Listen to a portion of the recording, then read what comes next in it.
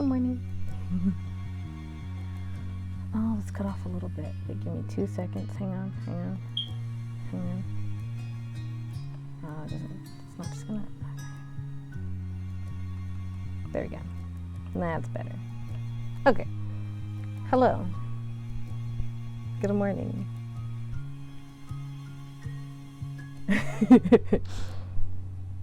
I hope I listed everything that I need to. Before I start, let's see, is there anything to talk about?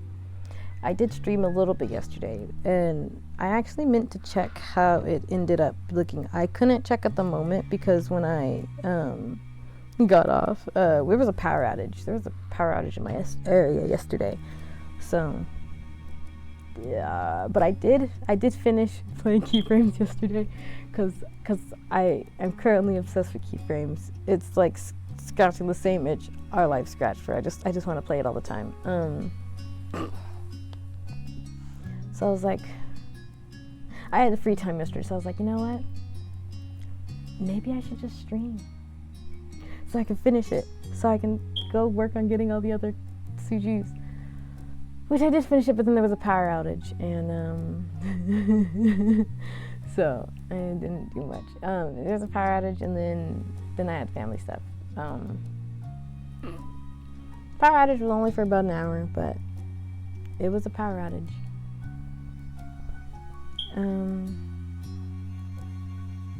Could I have kept playing on my own time? Probably, but I didn't. What's the word I'm looking for? Right. My laptop. I'm using my laptop. I didn't want the battery to like run out because I didn't know how long the power outage would be. And I was like, what if the battery runs out? Then what? So yeah. Yeah. Anyway, so we are playing more Our Life, and we will probably be finishing next Monday because I don't know how long the end of summer is, but I remember when we went from step 2 to step 3, the end of summer was quite a while, so the next time we had to do the in-between and the step 3 opening, but I can't remember if I had done a moment in step 2 and then the end of summer. I can't remember. So yeah. Oh. Step 3. Yeah, here we are. So, today will be the last time we see I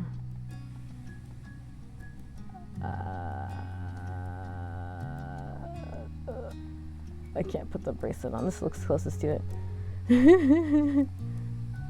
There we go. Boom. Is there a way? There's not, right? There's not a way to be like, and the uniform he wore was, right? Like, that's not what he was wearing. It's okay. It's immortalized forever. Oh, wait. Did I just change the... Can I change this? Look, you just changed the... You could just change the... Wow, that's cool. That's cool. I appreciate that. I don't even know what he's gonna look like. I don't even know. And I don't know if I'm ready. I just hope he has glasses. I saw that saw someone say that he won't have tattoos unless you do the code creator. So he won't have tattoos. I don't do the code creator because I like to be surprised. Sort of. I like to be surprised. Asterisk. Okay. Well, anyway, I don't know. Let's carry on. Let's get started to see how much we can get done. Just like sitting here chit-chatting and chilling. Right, okay. Wow. The nerves. I'm so nervous. So nervy. Did I turn on my mic? Okay. It's forever gonna be in my head because of that time that I was playing Now and Forever, and I was like, do, and then I was like, oh no, my mic has been off this entire time. Okay. By the way, speaking of Now and Forever, do demos, or you can do let's play. If I can stream a game, I can do a let's play of it too, right? Because like I was thinking that maybe I'll also do. Sorry, just hitting my fist for no reason. Maybe I was thinking maybe I would also start doing some let's plays. Why? Because I like playing games, and I sometimes want to play games more, but I'm also like, and it's like, hi.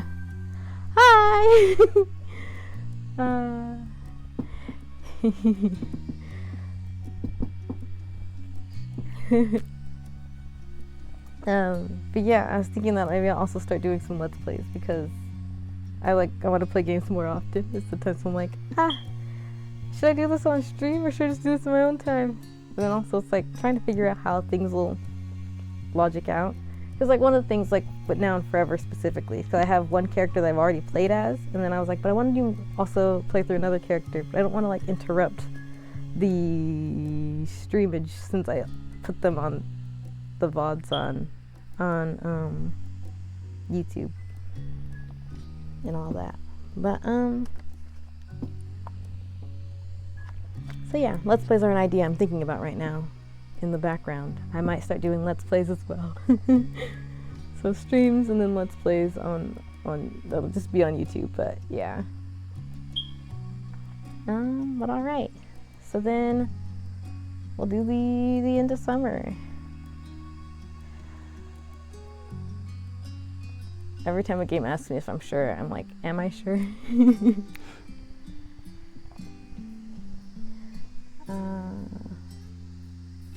Moths bounced against your window. Attraction by the light of your room. A siren call in the slowly darkening sky. Just as the day was coming to an end, so too with summer. Liz would be moving back into the dorms before long. Luckily, Lee had been able to come stay for a short trip before her own new journey began. She'd officially been accepted to her first choice college a few weeks ago. This was her last chance to see you all in person for... You flicked through the plans for the next few months, realizing that you didn't even know when you'd have the next opportunity for everyone to be in the same place again. It was hard to think that you'd likely be seeing even less of your cousin going forward, but you were delighted that she was pursuing her dreams. While you were still with each other, your family was going to have dinner together. As ever, the Holdens were tagging along too.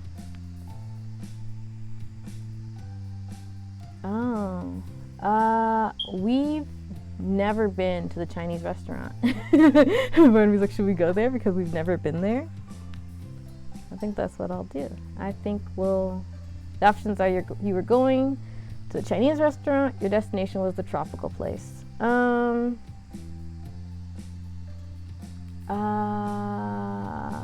Yeah, sure, I haven't seen the...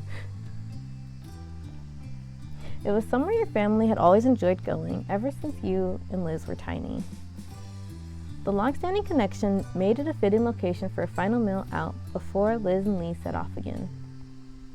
Technically, you were getting ready to go out, though your mind was only half on the task.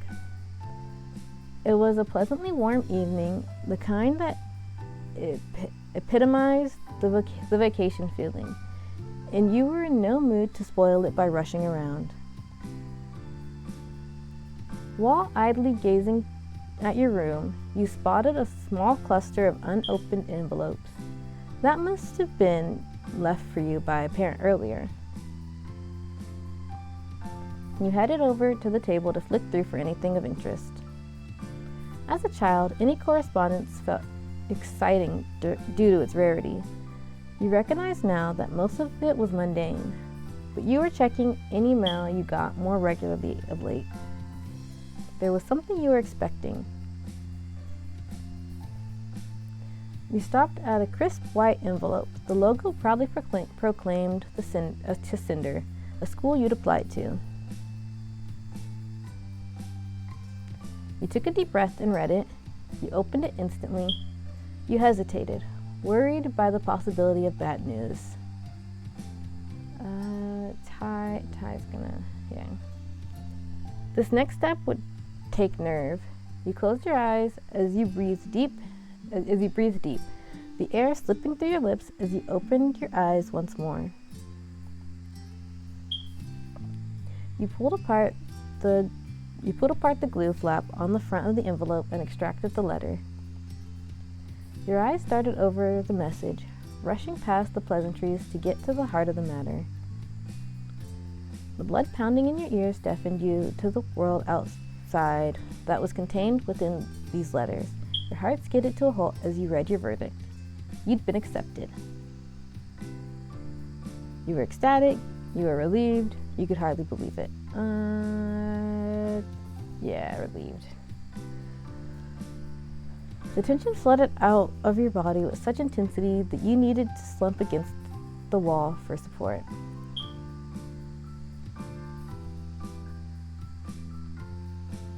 Yeah, you had to tell your family right away. You'd make an announcement at dinner. You wanted to keep this news to yourself for now. You wanted Cove to be the first to know.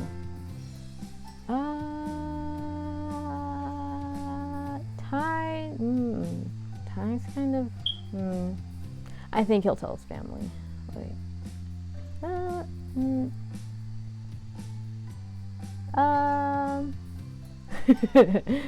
do this. Okay,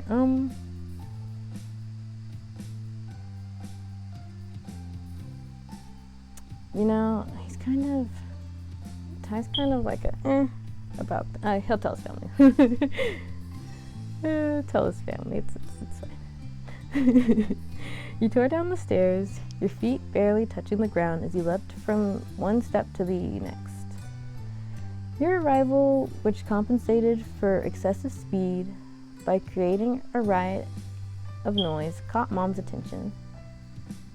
Someone's hungry. Her eyes are twinkling, amused, as she let you catch your breath. So what's the rush for? I got into college. Mom whooped, holding out a hand for a high five. You're fantastic. The commotion had summoned the other women from various corners. The commotion had summoned the other women from various corners of the house. Liz looked up from her book, grinning as Lee hurried over. Ma swept in from the side, wrapping an arm around your shoulders and squeezing you close. Good job. Sometimes their voice is like, do I have to read the sentence? They said something. Hey, let me in on that hug. She wrapped her arms around you both without waiting for an invitation. Liz, her book neatly abandoned on the floor, tapped her hands in applause as she walked up to you. Good job, Ty. Lee didn't hide her excitement, openly jumping for joy as she treated you to thunderous applause. Seriously? This is like funny because I didn't have like a normal college experience, so like this isn't something that happened. Like I went to a high school that was also college, and it was a community college and a high school, so they will start taking college classes earlier. So it just happened. And then I finished the community college and I didn't go to a 4-year, so.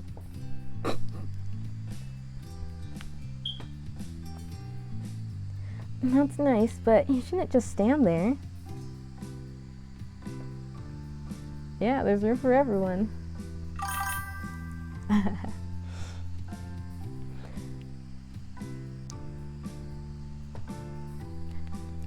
Your moms opened up the hug, both keeping an arm around you as they each held out another to invite Liz and Lee in. Giggling, Lee dove into the hug. Liz rolled her eyes but allowed herself to be beckoned into the group hug. Your mom squeezed everyone together tightly. Mom's long hair brushed against your face as she turned to check the clock. Let's go. We can take this party on the road. We gotta head out for dinner soon. Nodding, you were aware that your attempts to finish getting ready had been cast aside in favor of congratulating you. I have to do a couple more things first. It won't take long. You hurried back upstairs, though getting ready to go out was the issue at hand. You couldn't stop your thoughts from drifting back to the future. Your mind was buzzing over the news you'd received and everything that would soon unfurl. Everyone piled into the car while it was marked as being suitable to hold 5 people. In practice, it made for a very tight fit. Your mom sitting in the front were fine. You, Liz, and Lee were squished into the back, Lee in the middle, wedged between you and your sister. But Mom was an excellent timekeeper. Thanks to her efforts, you pulled up near the restaurant on time. The process of getting out of the car was slightly easier than squeezing into it, with much less coordination required to release seatbelts than to secure them. You gave Lee a hand as she clambered out from the middle seat, then headed into the building as a group. A waiter greeted you as you entered. Ma let him know how many of you there would be in total, and he went to arrange a table that met your needs. He returned promptly to guide you to your seats. You perched comfortably in your chair, your head held aloft, as if buoyed by today's fortune. Your family settled down around you, all cheerful and looking forward to the evening ahead. Your drinks order had just been taken when the Holdens came through the door. They were pointed in your direction, though with Mom waving an arm in the air, it was hardly necessary. Cove and Mr. Holden came to join you at the table. As greetings were being exchanged, Cove took a seat opposite to you. It had been left empty by unspoken acknowledgement that you and Cove would be wanting to sit together. Mr. Holden sat beside him. Hi! It's great to see you. I'm glad you could make it. Hello, everyone. You wouldn't believe how hungry I am. I see. You came to the right place, then. The Holdens are always eating. There was some laughter, though Liz groaned playfully, shaking her head at Mom's sense of humor. Growing up, she'd have complained, and Mom would have responded by making another comment. Liz had meddled over the years, but she still made a show of despairing at Mom's jokes. Her reaction to them had become a joke in its own right. Menus were soon passed around, and a temporary hush fell over the table as everyone read. It didn't last long, punctured by comments about what people had eaten here before and light chatter about what people were considering tonight. Once the waiter had disappeared with your orders, Cliff piped up. Okay. So, I've got some good news. Kyra's making a trip out here tomorrow. Cove nodded, turning from his father to let the rest of the table.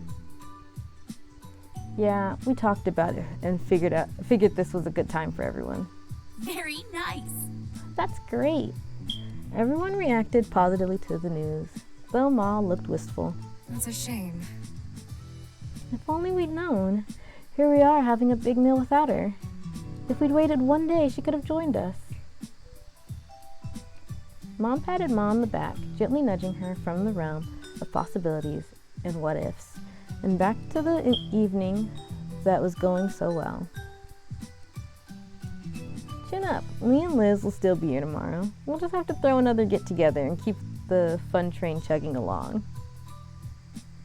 Ma smiled warmly, taking Mom's hand in hers. That's true. There's plenty to celebrate right now, but there will be more good news and good times on the horizon. Right.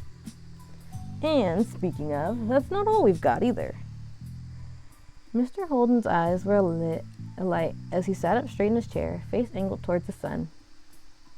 He barely let a beat go by before nudging Cove with his elbow, pushing him to follow up on the announcement. He was the very picture of a proud papa. Cove shied from the limelight, ducking his head down and staring at his lap as he spoke. Well, It's just, I've switched over to working full-time instead of only part-time. Plus, I've been looking for apartments. There's a few I can choose from. He flicked his gaze up at everyone around the table, smile creeping over his face. I'll be pretty busy going forward. Apartments. He was moving. Cove was going to move out of his dad's house. After 10 years, he wasn't going to be your neighbor anymore. Mr. Holden gripped one of Cove's shoulders and gave it a low shake. His excitement couldn't be contained. Incredible. Cove's actually going to make it to adulthood. It's a miracle. Mr. Holden leaned back in his chair, staring up at the ceiling in mock wonder. I'm so glad. I wasn't convinced I'd be able to rear a kid all the way to this point, but thankfully I lucked out and got the best boy a dad could have asked for. Dad. Cove blinkered his vision with his hands on the side of his face, temporarily blocking his father from sight. Despite his genuine bashfulness, which left him unable to meet anyone's eyes after all the attention thrust his way, he was happy. Thanks. I was really lucky too. You're a good dad. Aw. Mr. Holden threw an arm around Cove's neck, pulling him into as close of a hug as the seating allowed. He rubbed his cheek at the top of his son's head, while Cove chuckled, accepting the affection with good humor. Ma leaned over and whispered in your ear, fingertips brushing against your cheeks. Would you like to tell Cove and Mr. Holden what you told us earlier? Sure, I'd rather not. You shook your head. You nodded. Sure, since we're sharing news. As the spotlight thrust on Cove dimmed, you decided this was as good a time as any to make your own announcement. Can I share some news too? Of course. I got my acceptance letter today. I'll be going to college soon. Mr. Holden gave you a thumbs up. Good kid. Impressive. You're a good kid. The world's your oyster. Cove grinned at you from across the table. Seriously? That's amazing. It's incredible. You did it. Congratulations. Thanks. No, seriously, this is really, really big, and you deserve it so much.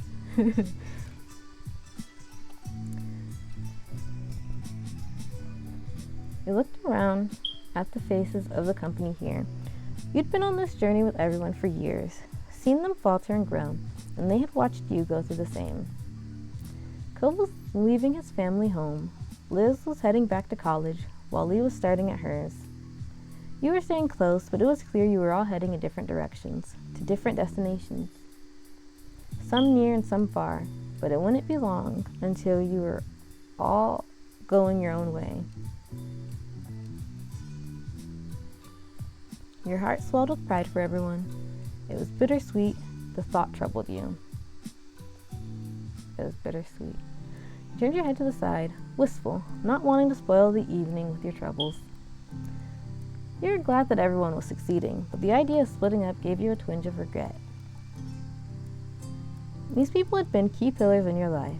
Days ahead without them, no matter how bright and shiny, felt a little empty, like a theme park after closing time.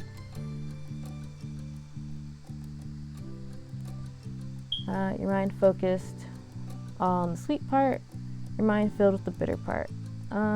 Let's stay positive. They'll notice if you get too sad.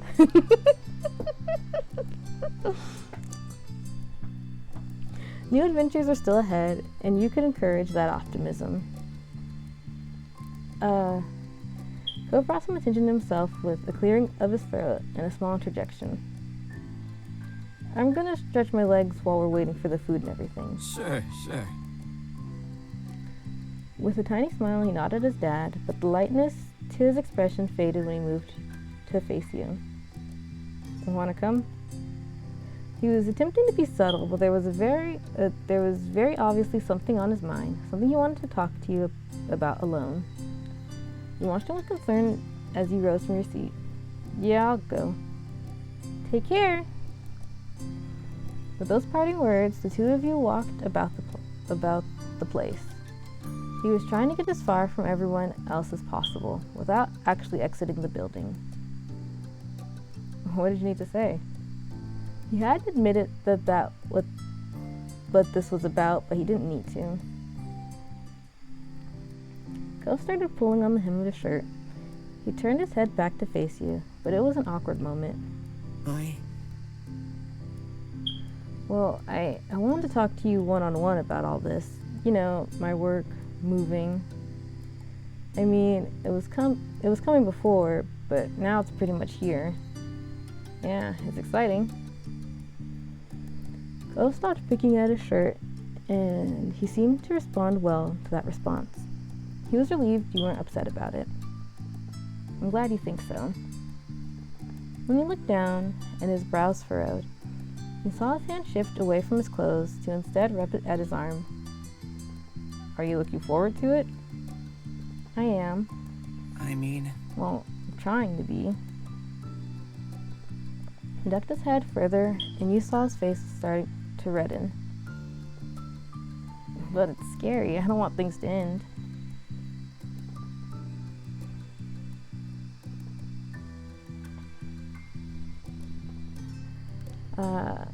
Come on, you don't need to worry. We're going to do great things. So you're saying you want to dress up as the future for Halloween? It's dorky.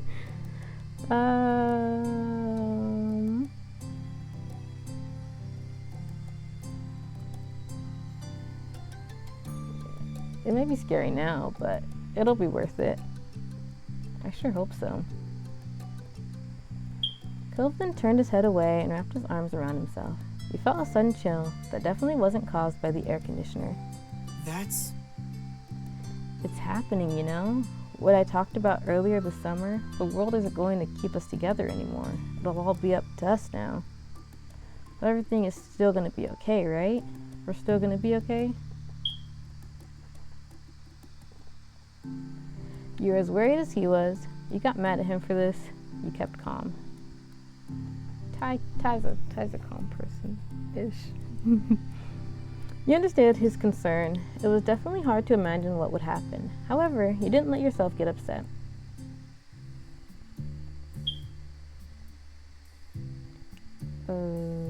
Wait. I gotta check the log.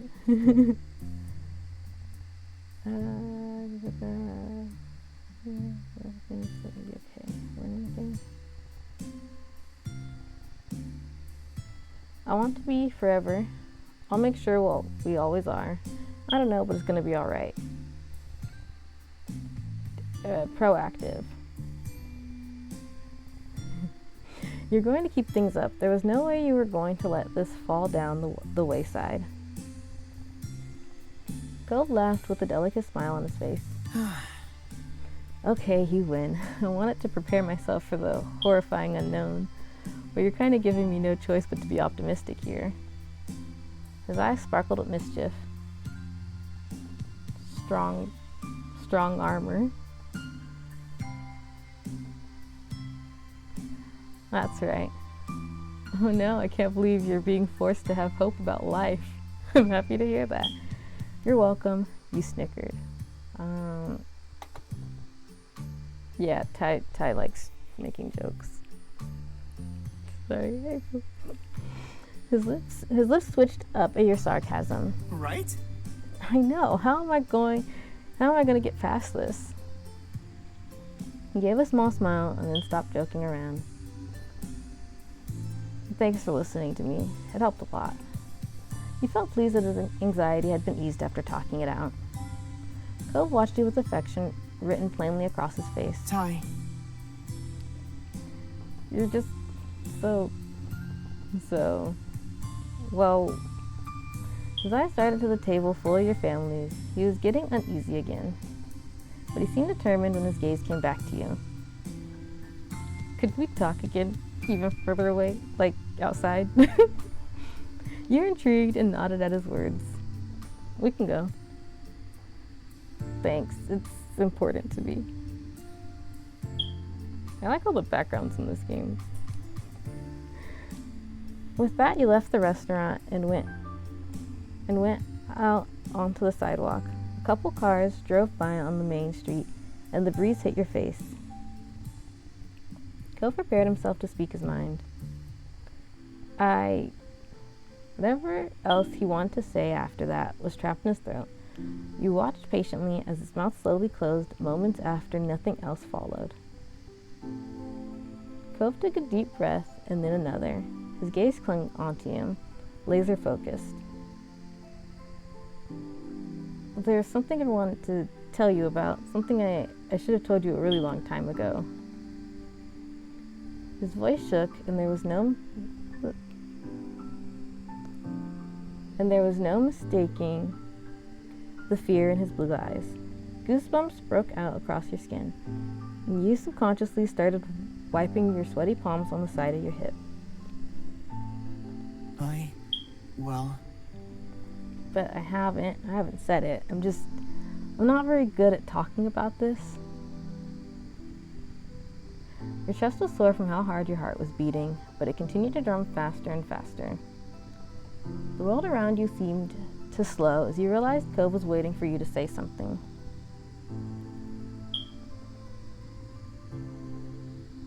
Please, I'd like to know.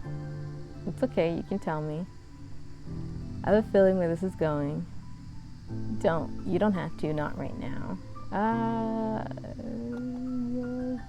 I think I do know where this is going. Me, myself getting awkward, but Ty'll say it's okay.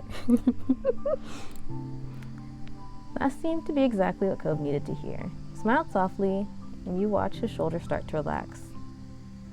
Cove's expression hardened. His hands balled up into fists.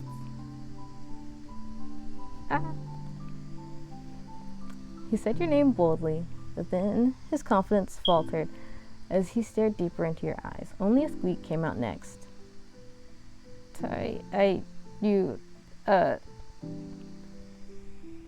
He frowned wobbly, and his face became a dark red. It was plain on his face that his nerves were spiraling. Then Cove froze completely. He waited for him to compose himself. Instead, he crumpled forward, burying his face in his hands. You can't do it. Not yet, you realized, feeling disappointed. Sorry. Cove continued to hang his head in defeat, and you knew it would take at least one more chance for him. He started on his way, but it was always a struggle for Cove to fully take that next step.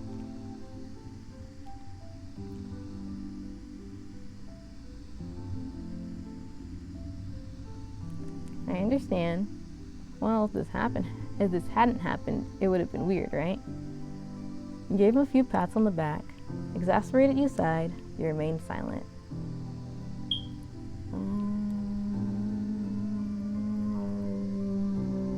Wait, I realize I haven't been doing any saving.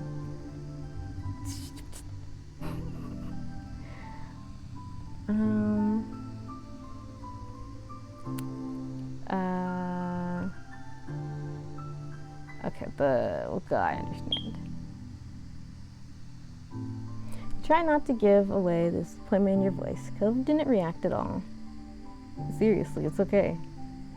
Awkwardly, you glanced back at the restaurant for a moment, finally remembering what had originally brought you to this place. We should probably go back inside, right? We've been out here a while. Cove continued to hide his face, and you just barely caught his meek nod. That was better than nothing. You started making your way over to the restaurant door. Within moments, you realized that you could only hear the sound of your own steps on the pavement. You stopped and turned, seeing Cove standing in the same spot and position. Cove? Slowly, he lifted his head out of his hands. From a distance, you couldn't quite make out his expression. No, I can't. I'm not doing this. Finally, he moved. He approached you at a brisk pace, stumbling a bit, and when he got close enough, Cove dropped his hands on your shoulders.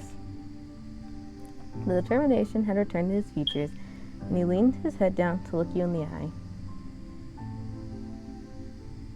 I'm always like this. I panic and I quit partway through. His voice shook a bit at the beginning, but as he lowered it to a hushed tone, it evened out. The shiver shot down your spine as you watched tears well up in his eyes. I'm so scared of things changing and new stuff happening, and just everything you have to deal with living a life. His voice cracked as he continued, though it didn't halt. But the worst of any of it is thinking about the future and not knowing if you'll be there. And I don't want to be afraid to say that. I don't want to be scared of anything that has to do with us, not when it comes to you. You're the one who makes me feel less afraid. When something is horrible, you can make it better. When I feel alone, you're what lets me know I'm not. Crying so much, come. Sometimes I can't even remember what my life was before I moved here, before you were in it. I was so little and it was such a long time ago and it was so hard then. But I do remember those days when we were kids just running around the neighborhood. It was like my life had started over. It was a new beginning. New beginning, title drop. There's beginnings and always, but beginning is still in the title. Sorry. Nothing feels more right than you being there, and not just back then, but always. As much as he tried, willing and blinking the tears away, they won. Big tears bubbled and burst from his eyes, and they ran down his cheeks. Ty.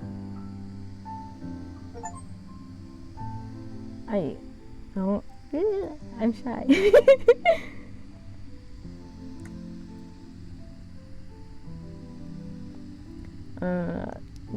The options are, I want to be with you too, finally, in Cove, you're incredibly special to me, but I'm not ready to be in a relationship. This is simple. Yeah.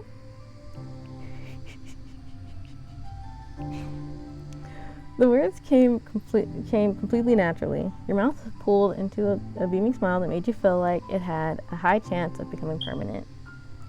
There were probably a million moments or more over the years where you looked at him and thought about saying it, but there was nothing stopping you anymore. You loved him, and now you knew beyond a shadow of a doubt that Cove actually felt the same way about you. Cove's eyes widened and his breath hitched. You could feel his hands on your shoulders begin to tremble. The way his expression twisted, you knew that he was struggling to put his thoughts in order. You wondered if he even believed the last few minutes actually happened. Is this really all right? And that was all he could muster in the tiniest whisper. You knew the weight of those words. You had a long history, and this would change things. Your head tilted towards him as you stared at him fondly, feeling your skin burn hot and your heart beat a mile a minute in your chest. Of course it is. Cove let out a long, shaky breath. He still seemed to have difficulty believing he had spoken those words and that you had returned the feelings. Ty, if you want me, I'm I'm getting stuttery. I can't read these words. Can I be your boyfriend? I'd like that a lot. I can't think of anything I'd like more. His lips quirked into a hopeful smile, eyes still glistening.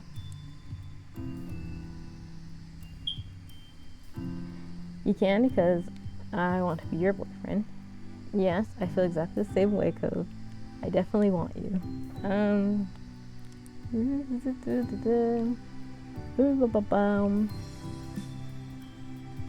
These options are like the same, but like different. And when things are the same but different, it trips me up a little.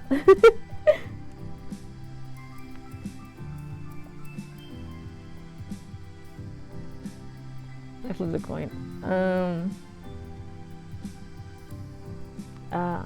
Hug, cover face, and the arms beamed. I think Ty's gonna cover his face. He's usually pretty able to be chill, but this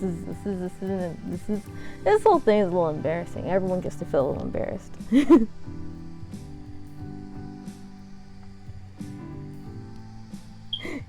You couldn't bear to look at him. Your fingers came over your eyes almost unconsciously. You couldn't tell what he was doing, but he chuckled affectionately. His eyes prickled with new tears, and he sniffled. You could recognize equal joy taking over him. You were both happy together. You were together and happy.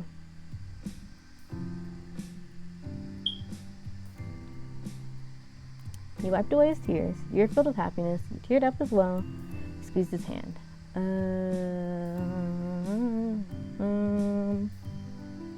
Yeah.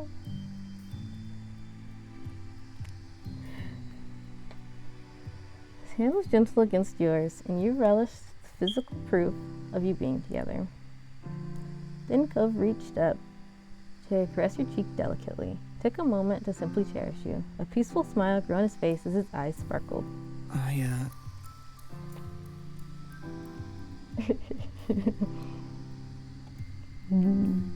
I can't read.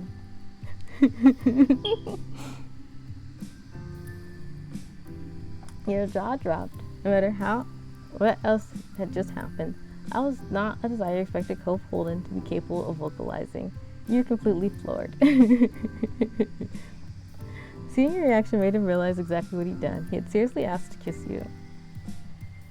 An intense blush covered every inch of his cheeks in absolute embarrassment, but he didn't take it back. Yes, please do. You nodded shyly. You kissed him. I'm sorry, Cove. You looked away and shook your head. No.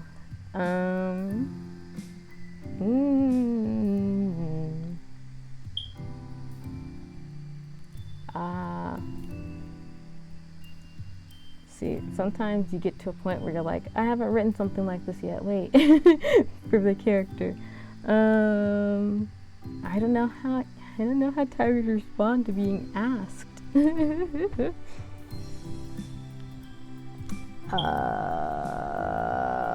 Okay, we'll do that one.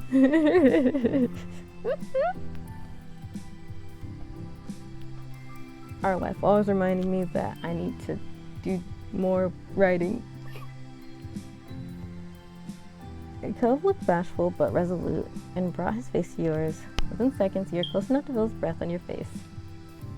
Your lips pressed together when he paused, giving you another chance to change your mind. You looked at him expectantly, completely sure of this. Not wanting to deny either of you of what you both clearly wanted, he stopped hesitating. Cove kissed you, you returned it without delay. The feeling was blissful and longing. He was absolutely still nervous. You could tell from his shaking hands as he cupped the back of your head. However, he wasn't going to let that stop him.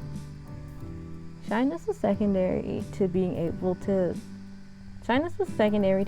kiss you for as long as he could. There was no denying he'd been hoping for this moment ages before it ever happened. You knew this was right.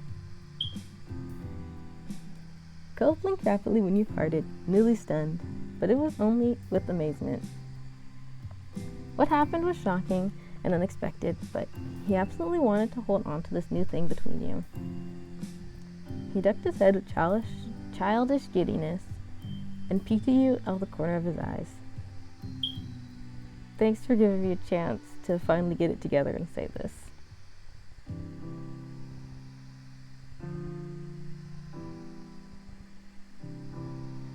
Yeah, it definitely took you a while. You were worth it.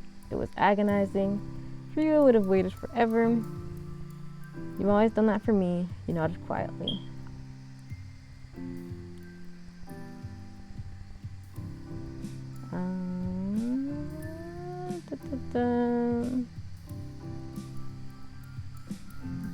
Yeah.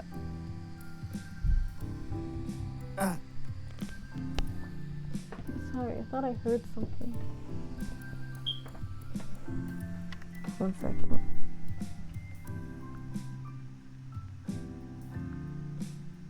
Two seconds, sorry.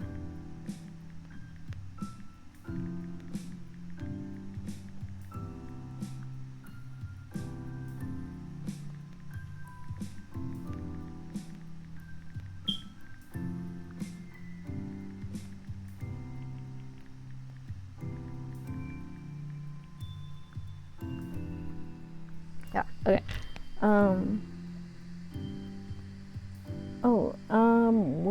We're gonna have to tell everybody about this when we go back, aren't we? I don't think they'll be surprised. He smiled at you with an unabashed preciousness. You figured that even without your history, if anyone caught Cove looking at you like that, it'd be obvious exactly how he felt. His openness of character had some truly delightful benefits. He must have been making an expression equally as affectionate because he began to fluster again. He made some stuttering chuckles, then quieted down, his mouth forcefully staying closed. You both took in a moment to process. After 10 years of being together, you were officially a couple now. Yeah. Wow, knowing someone. After all that, you both finally made your way back inside the restaurant. Cole was clearly nervous. Now that you were together, your families were going to have to hear about it. But with you by his side, he continued forward. You could feel eyes on you as you took your place at the table. You didn't wait long to start asking if you were all right and what had happened. It didn't help that Cove's face flushed immediately over the attention. Out of the corner of your eye, you glanced at Cove, and your face betrayed you. It burned hot red with excitement. He was your boyfriend, and that only made your family want to pry more. Cove stilled his nerves and faced the small crowd. Well, the truth is, Ty and I are... Grins were already beginning to appear on the table before he could muster the full explanation. He swallowed hard, stealing a glance at you. The couple now, we're dating, though we haven't gone on a date yet, exactly. I'm his boyfriend, so yeah. Phil stopped his rambling there with wide eyes. He waited tensely for a response. Mr. Holden was first to react, instantly slapping a hand over Cove's shoulder. The other hand smacked against his own chest over his heart. You did it. That's amazing, Cove.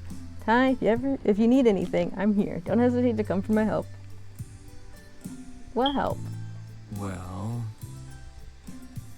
Son, I'm so happy for you and Ty, of course. Just take care of yourselves. This is either heading towards the breakup of a lifetime or a wedding. And I'll be there for either. Oh my god.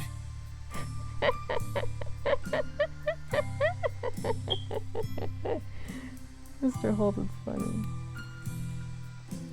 Cole covered the side of his head that was facing Mr. Holden with a hand and sunk lower in his chair in some desperate attempt to put distance between himself and his father's words.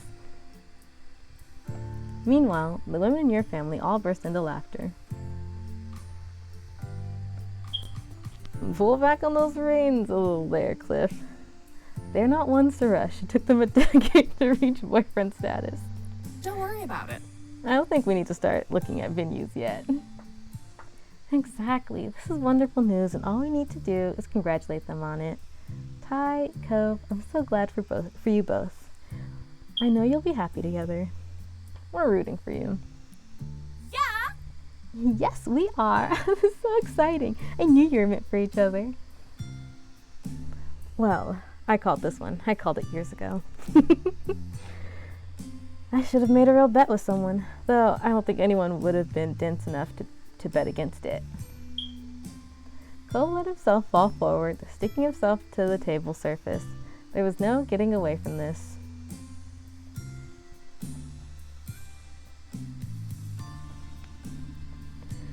You were entirely thrilled with your relationship and the support of it. You joined in the laughter. Your spirits were high, but you felt a little bad for Cove. You couldn't believe how embarrassing this was. You wish they hadn't made a scene in a restaurant. If everyone's laughing, Ty's probably gonna start laughing because yeah.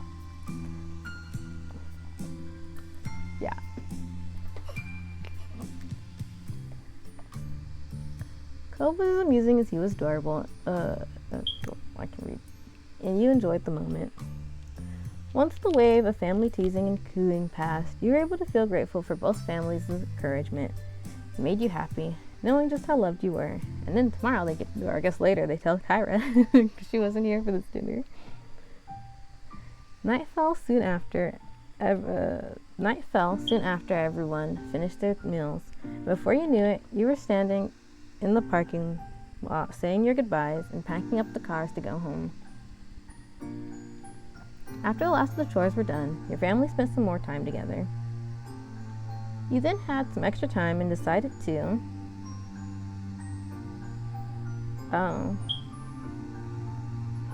check in with Shiloh, relax on your own.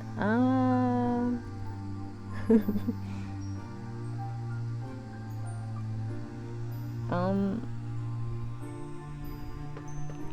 Uh.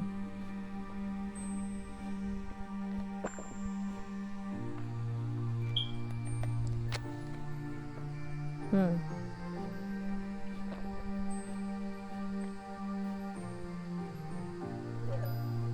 Oh, relax. The rest of the night felt like it was going by in a blink of an eye, and somehow the time came to retire to your room to sleep. You pulled your covers up under your chin and settled down for the night, getting warm and cozy.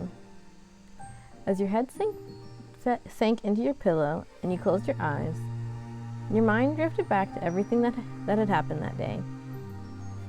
You could see it all now, behind your eyelids, as though you were experiencing it all over again. And then the image of Cove popped into your mind and you smiled softly to yourself.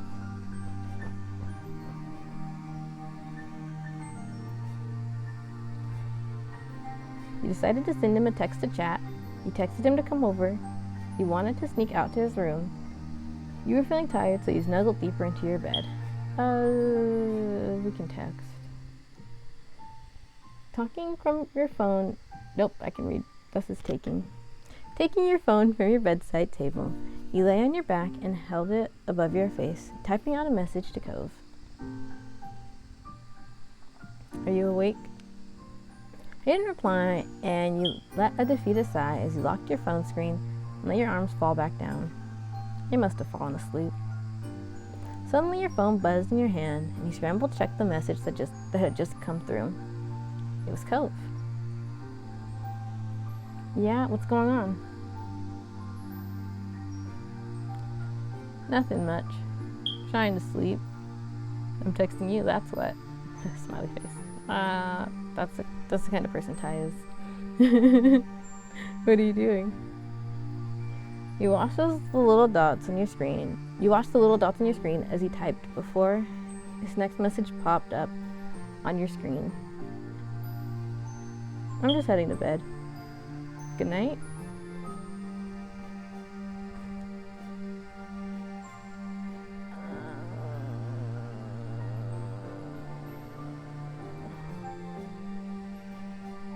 There's probably like scene extending, but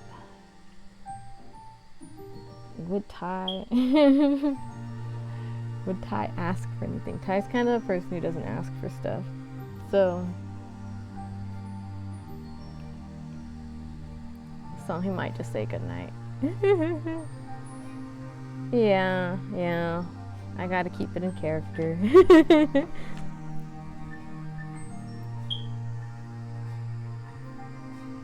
You tapped out your reply before setting your phone down on the bedside table again and plugging in the charger. Cocooning your blankets around yourself, you snuggled into your bed and soon found yourself drifting off into a deep, restful sleep.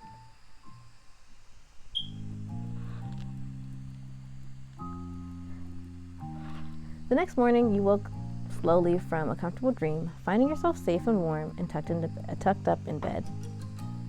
With a small stretch, you opened your eyes to the sun shining in through the window. After waking up a little more and getting ready, you headed downstairs to find your family gathered around the kitchen area. Good morning. You greeted them all, receiving a chorus of good mornings back in return. You nodded in acknowledgement as you headed into the kitchen to find some breakfast. A knock at the front door caught your attention, and curiosity pulled you to follow several steps behind Mom as she went to answer it. Cove was waiting there with both of his parents. Morning. Hello. Hi there. Surprised at that sight, Mom paused a moment, then she pulled Kyra into a big hug. Meanwhile, you approached the doorway and flashed a small smile at Cove. Kyra, it's been too long. I know, time's been flying. Kyra's glaze slid over to you. She waved. Hey, ya. Hi there, Tyrone. Hey, welcome back.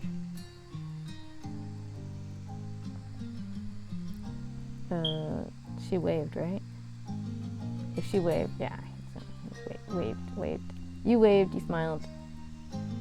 You hugged her. Those are the options. Kyra chuckled at your small wave. I'm glad to be back. Enough standing around out there. Come on in. Mom moved aside to usher the group in and guided them into the living room. Before anyone had settled in, Mom spoke up. You're all welcome to stay for breakfast.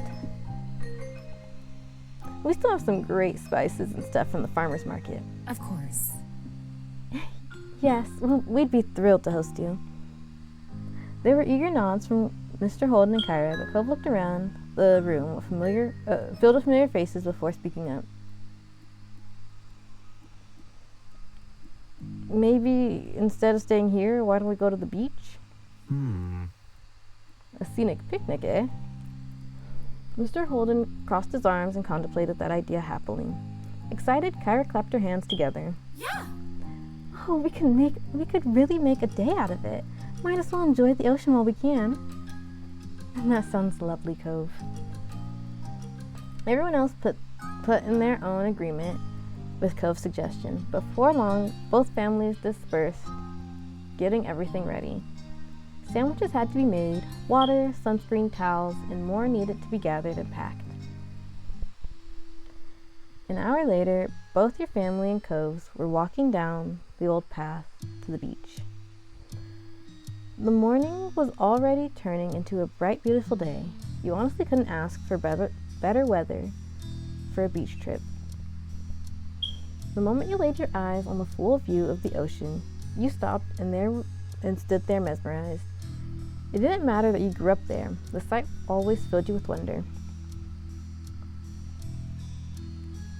Hey, Ty. So? I was thinking about calling Terry and Miranda, see if they can come too. Everyone else is pretty much already here, so would your family mind? That'd be cool, I'll ask them. You were already so excited at the prospect of seeing your friends today that you immediately darted away in the direction your moms went. Behind you could hear the familiar sound of Cove laughing. I have a question. Would it be alright if Terry and Miranda came by? I don't see why not. Ma looked to Mom to see what she thought, and she nodded in agreement. Mom then shot a look at Mr. Holden and Kyra, knowing they had likely heard everything. You alright with that? Cliff, Kyra, what do you two think? The more the merrier. Okay. Of course, they're welcome with me. Thanks. Delighted you nodded and turned on your heels, Cove was still several feet away, talking to Lee and Liz, likely about the same topic.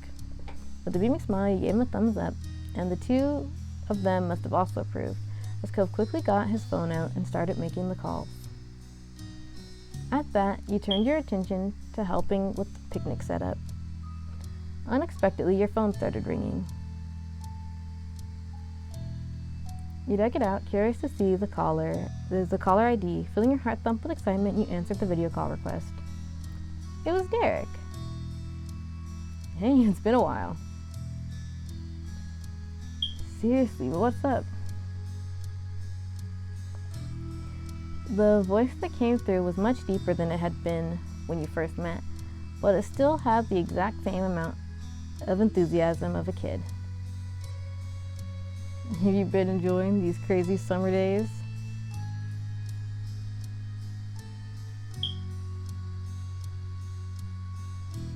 Yeah, I have. It's been amazing. There's been ups and downs. It's been memorable to say the least. I'd enjoyed them more if you'd been here, if you'd been there. Time.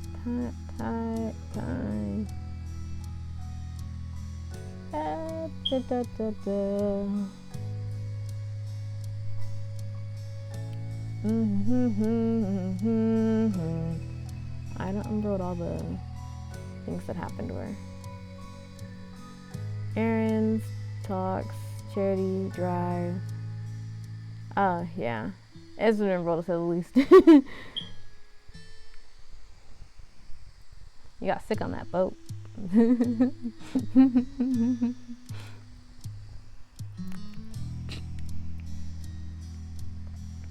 Sometimes I can't help but laugh at myself. Oh my gosh.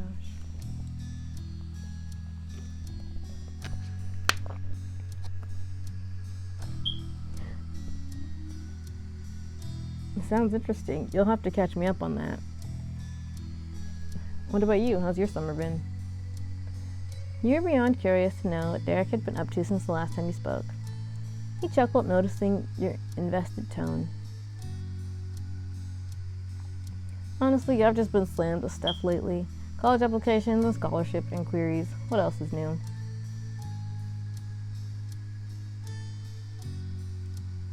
I bet you're even more toned than the last time I saw you, you joked. Your only real struggle will be choosing which place to go. They'll all be desperate to have you. I wish you nothing but good luck. Let's see. My processing is a little slow sometimes.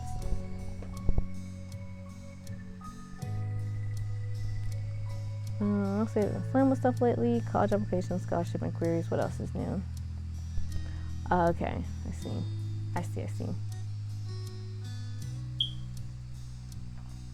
Derek was a good student, wasn't he? I can't remember if I know if he's a good student or not.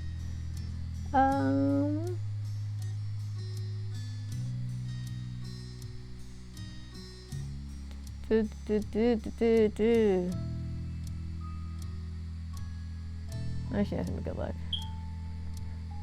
I'm gonna need it. I kind of doubt that. He chuckled. You could hear a small smile when he spoke. Yeah, of course, you worked really hard. Well, it's true, thanks. His cheerful tone elicited a chuckle out of you. And what about your family? Are your brothers being good? My little brothers are punks, but I guess they're doing all right. You both laughed at that. Mom and Dad are fine. That's great, my mom's are too. Turning your attention back to your surroundings, you smiled warmly at your family buzzing around. Towels were laid out and chairs and umbrellas were being set up. Actually, oh, my mom's right now. Liz and Lee are here visiting too. Oh, that's fun, but if that's the deal, I'll let you get back to it. Are you sure? I don't mind. I'm sure. I'm not about to lose your number. Okay, bye. Bye, Ty. Have a heck of a day. Hanging up the conversation left you energized and in good spirits. It was exactly what you needed to make this day even better. Should I have checked on Shiloh? It's just that Ty's not super social. Ty isn't just like Ty will reach out the closer some people are, but like if it was, I'm like, okay, the reason I didn't check on Shiloh because I didn't think Ty would do it. Because like I think it would have given us like another scene, which this season isn't over yet, but I was thinking like Ty's like not quite, he's not asocial, but he's also like not always the first one to reach out. Like it depends on how close you are if he's likely to do that. Super close and he might be like, oh yeah, I should give this person a message. Not super close and he's, or like even if it's just like the distance of it, that's the distance of it, and then he might wait for you to contact him. Yeah. Yep. Hanging up, the conversation left you energized and in good spirits. It was exactly what you needed to make this day even better. You hurried over to your mom's.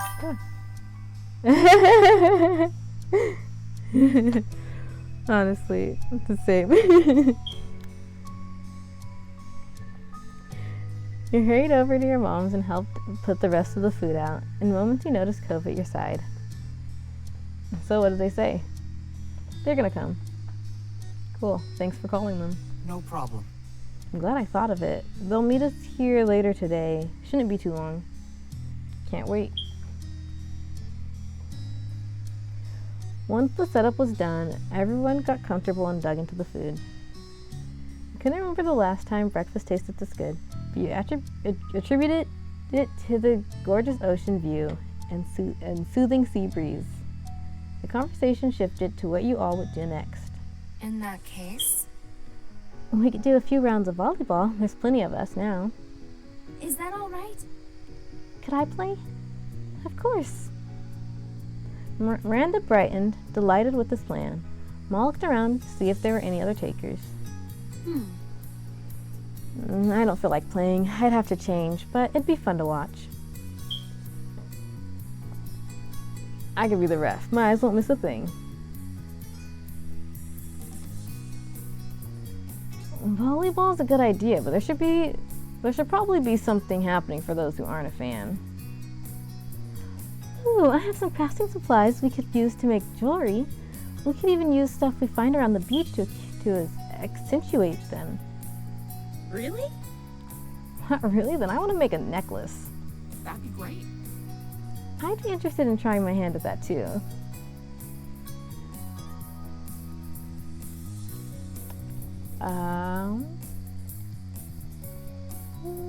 What is that? My saves. Yeah. I'll play volleyball. I'll make some jewelry. I think Ty's more interested in the crafting, in the crafts.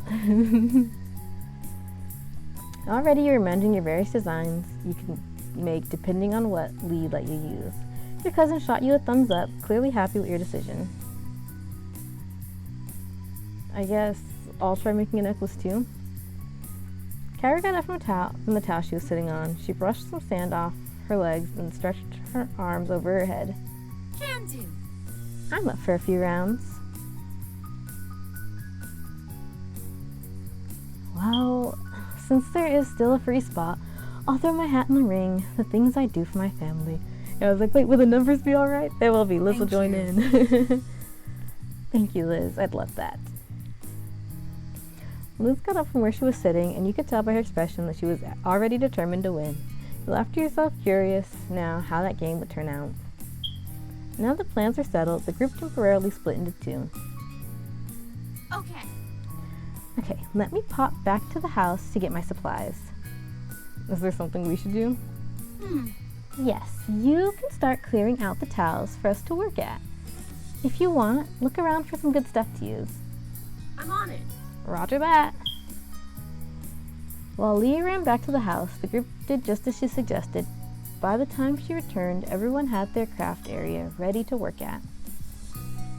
Lee sat down on one of the towels and looked up at everyone eagerly. She held up two necklace options. I hope you all been thinking about what you want to make. I have for everyone a choice of either a chain or a threaded rope. How do I pick? All I know is that I want to put some sea glass chunks on it. There's no rush. I'll leave the strands here and you can decorate it however you want. I think I'll keep it classic and only worry about finding decent shells. Yeah. Yeah, I'm planning on doing shells too. I want to find some sea glass too. I'm going to hunt for a handful of shells to pick from. I'm going to look for some driftwood. I want to use some stones. I'll just wait and see. I don't have a plan.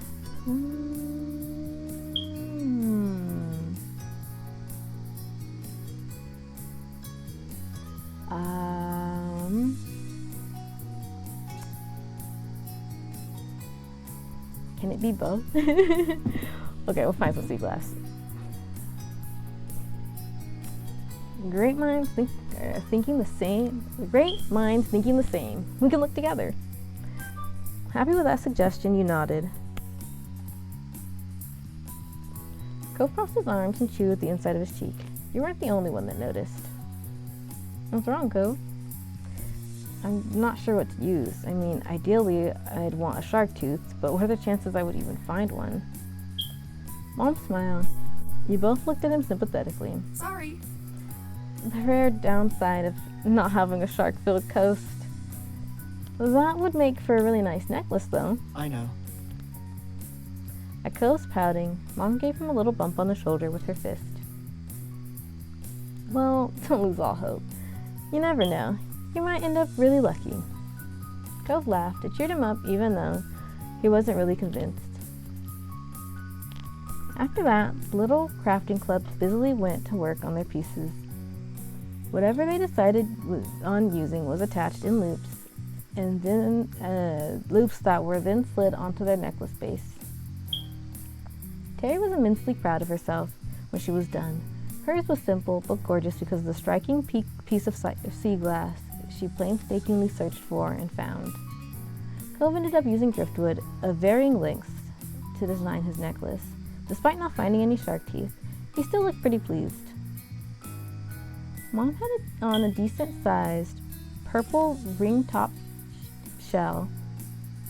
Mom decided on a medium-sized purple ring-top shell as a centerpiece of hers, and Lee went with a few small Simnia shells.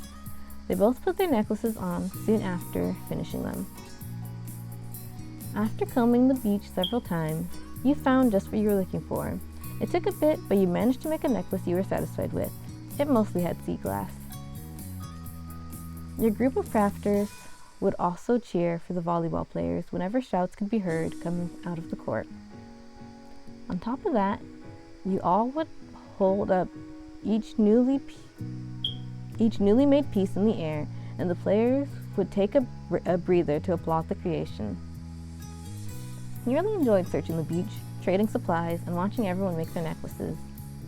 The crafting club was definitely a success, and you weren't the only one that had a blast. The afternoon continued to drift by, but the fun was still going strong. Occasionally, someone would head back to the houses to use the bathroom, rest away from the sun a while, or to retrieve something that they needed, but they always came back. The beach was never empty. There was always a new conversation to take part in, or another game to join. At one point, Mr. Holden even broke out his pack of cards. He roped the whole group into a few rounds of good old goldfish. There was only one thing that could bring this beach day to an end, and that was for the day itself to end. Before anyone realized it, the sun began to set over the sea. As that happened, you were taking a break, sitting on a towel with your legs stretched out past it, and your feet buried in the warm sand. You were listening to music on a little speaker next to you. Shortly, you looked up to see your moms approaching. They stopped in front of you and smiled. Hey there, kiddo. How are you? I'm doing really good. How about you? We're wonderful. They all sat down, squishing you between them. Mom leaned her head against yours, and Mom started rubbing your back soothingly. Nothing more was said at first, but Ma sighed contentedly. Mom looked at you wistfully. We're both really proud of you. True. You grew up to be more than we ever could have hoped.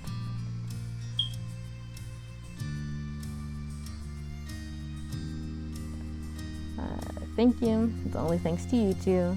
Your eyes started tearing up. Not sure I deserve any of that glowing praise.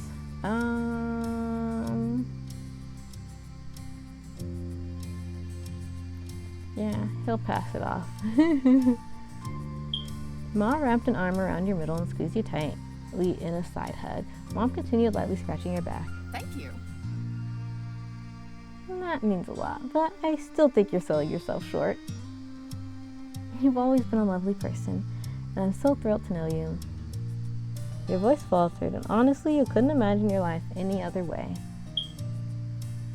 Ma lightly brushed some of your hair back and left it a small kiss there. Yeah. I'm so happy I got to have both of you as my moms. After that, all three of you were sitting there getting all sentimental. I don't know how we got so lucky with you and Liz. Ma reached down in front of you for Mom's hand. She gave it to her, and Ma squeezed it. Of course. Shai has a point. We must have done something right.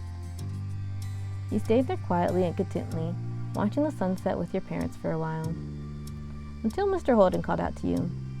He was still walking in your direction. We were talking and thinking we're going to take a walk down the shore. Any of you want to come? Automatically, you looked to your moms for what they were thinking. Mom glanced from you to Ma and smiled. That sounds good to me. That's fantastic. Yes, it'd be very nice. My legs need some stretching. Let's go. Thrilled, Mr. Holden threw out a thumbs up and began heading back the way he came in a light jog. Hey, don't leave us in the dust. Cliff kept going forward but flipped around, walking backwards across the sand so he could face you again. No worries. Don't worry, we wouldn't leave without you. Alright, we'll catch up. Before you forgot, you turned off the speaker and left it on the towel for now. Ready to go? Uh-huh. Both your moms held a hand out to you. Chuckling, you gave them each one. And you all strolled back to the rest of the group. When Liz was in reach, Ma used her free hand to pull her into it too. Liz shook her head, but her mouth quirked into a smirk, and she didn't resist. Together as a family, you followed behind the others hand in hand. Your feet squished into the wet sand as the waves rolled over them, and you didn't have a single care in the world as more and more stars began to dot the sky. Once the sun had long been out of sight, it was finally time to pack up. The closing of the day and the ever-approaching end of summer seemed to intertwine. It caused a quiet, reflective mood to blanket over the group. On the beach, Terry and Miranda took turns compressing Cove into a hug before moving on to do the same to you. You chuckled, still overjoyed that you got to see them today. I'm sorry we have to go already. My parents are here. That's okay. But still, I wish we could help clear this all up. Don't worry about it. Just thanks for coming out today. It was cool having everyone here.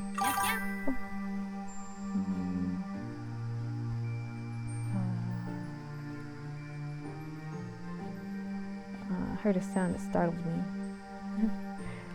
But I don't think there was... Okay. Oh yeah, I'm super glad we came. Hopefully we can do it again sometime. Nodding, you turned your attention to Terry. She wore a large grin on her face and held a hand out for a low five. You pressed a fist into it, which made her laugh. See you later. Take care of yourselves, buddies. After that, they walked away, waving to you and Cove as they went down the shore. Cove waved quietly back with a small smile on his face. You waved too. Bye. Have a safe trip back. Happy I got to see them. Have a safe trip back. We will. Bye. Taking you by surprise, Terry jumped and twisted around. She kept up with Miranda by walking backwards. She kept the mood of your farewell light by shooting finger guns at you and Cove. Miranda bumped her with the hip. It left everyone with a laugh just before they disappeared down the bend. Time? Come on. There you go. Could you come here? Both your parents were motioning for you. Two of you went to them. Tons of things ended up at the beach over the course of the day, so there was still so much to pack up, and the parents needed help. With a nod, you got to it, stuffing various things into bags and bundling them up in towels. Once things were ready to go, everyone filled their arms with as much as they could carry. Absolutely no one wanted this to be a back and forth kind of task. The walk back home ended up being mostly quiet. Each person seemed to be feeling the effects of the day. A cool breeze carried you across the sand and onto the road. There was a sigh of relief from what it felt like the group as a whole. There was a sigh of relief from what felt like the group as a whole when they arrived back to the neighborhood. Well, hello, everyone. You glanced to the side and spotted a very recognizable face walking down the road. Oh, hi, Baxter. How are you? Do you need help with that? It's alright, this is our mess to clean up. Well, If you're sure. I was simply heading home after getting some fresh air. The season is almost over, after all. Yeah. Baxter was only a tourist. He wouldn't be in town much longer. You knew that, and so did he. If you have a minute, I'd like to say it was a pleasure getting to know you both this summer. He tilted his head towards you. His head tilted towards you, and he smiled warmly. Baxter offered you his hand. You used your freer hand to shake his. You waved goodbye instead. You patted his shoulder. You side-hugged him. You raised your hand for a high five. Sure, we'll just... It was tough with what you were carrying, but you were able to extend one of your hands a bit. Baxter chuckled and shook it.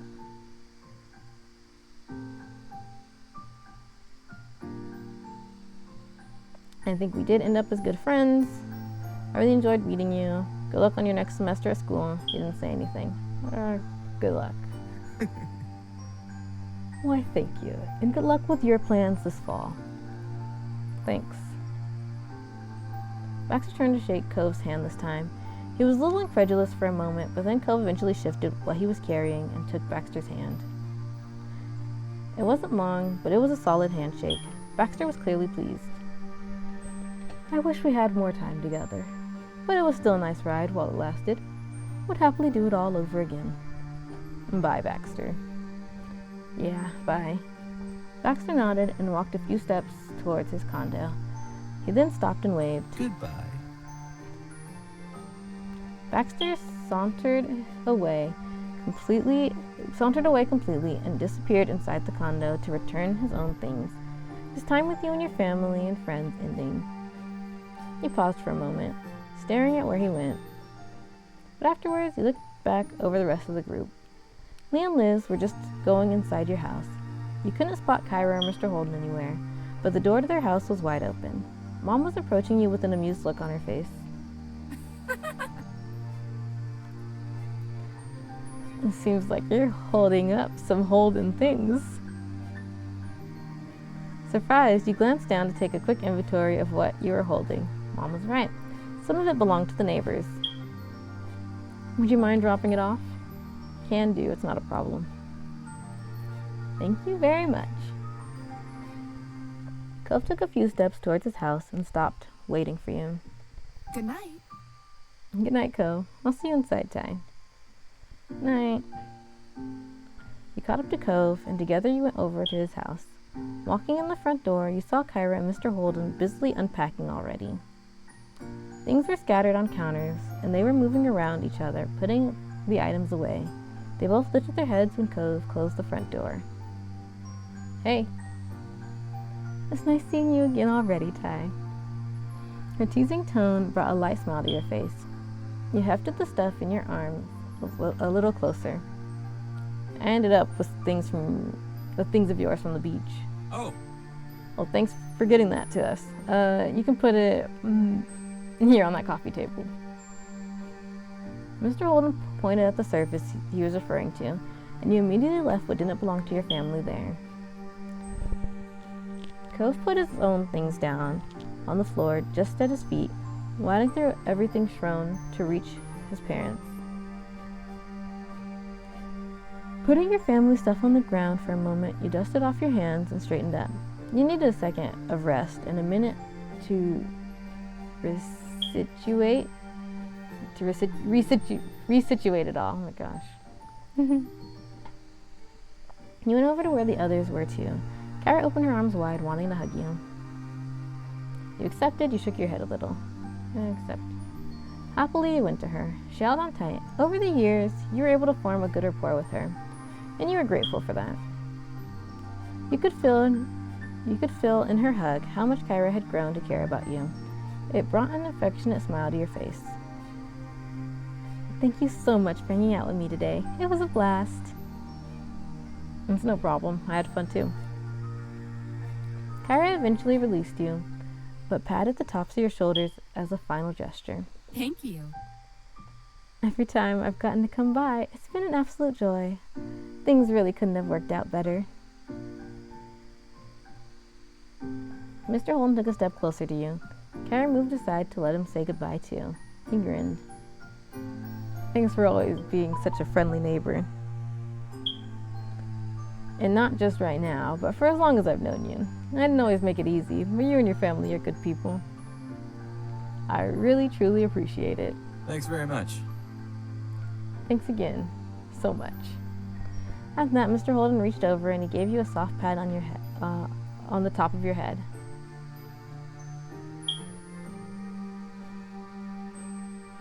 I'm really glad that you're my neighbor. You're good people too. You hugged him. Goodbye, Mr. Holden. You're good people too. He smiled softly. Mr. Holden looked away for a moment and sniffled. When he met your gaze once more, his mouth pulled into a wide, happy grin. It means a lot to me. Mr. Holden was staring at you, but his gaze seemed far away. Maybe he was looking back at who you used to be. The 8-year-old he asked to be his son's new friend. See you. Bye, Ty. He smiled softly. Then Cove took a step forward. He gestured to his pile of things he had carried into the house. Don't worry about it. Don't worry about all that. I'll put stuff away in a few minutes. Right. I need to go do the same with my family. I figured. Cove walked you to the door and held it open, taking one last check around to make sure you had all your things to bring home. You went into the road. He leaned his body against the doorframe, not following you out. So, this is it, huh? Actually, that's not what I mean. His expression twisted as he shook it a bit, like he was trying to banish the pensive thoughts. Bye. I'll just say bye. Bye, I'll see you soon. Your mouth pulled into a soft smile, and you weren't sure who you were trying to reassure more. Cove reached forward and gently cupped your face with one hand, some dribbling across your cheek for several heartbeats. Mesmerized by his blue eyes, you stepped forward, delighted to oblige the request he was silently asking. He met you halfway as you smiled into the kiss.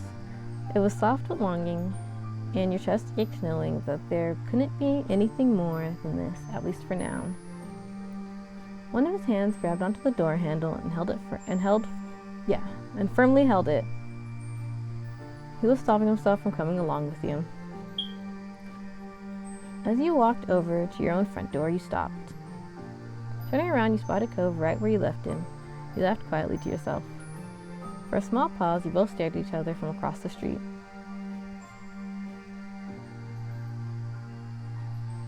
Good night. You blew him a kiss. You waved.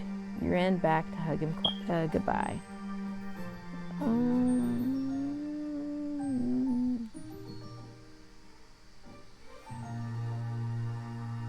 Waved? Yeah, Tyler waved. Cove waved back with his whole arm. Night. Things couldn't be dragged out any longer. After one more shared smile, you opened the door and went inside, shutting it behind you. A few steps in, you saw your family gathered in the living room. They were still busy unpacking and cleaning. You added the things you brought to the pile on the counter. Mom stood up, rubbing her eyes a bit. She yawned loudly. I'm bushed. How about we finish the rest of the chores tomorrow? Yeah, honestly, it's too late for this. Thanks. Please and thank you. Ma put her hands on her hips and turned to assess the room. Ma was not one who liked to leave a mess about, but she sighed. All right. I suppose we can make an exception to the usual rule. It has been a really long day. Liz grinned contentedly. Lee wasted no time in skipping over to you and hooked you into a side hug. Good night. I hope you have the loveliest dreams of you-know-who. Lee ended that sentence with a wink and a hearty laugh. She let you go.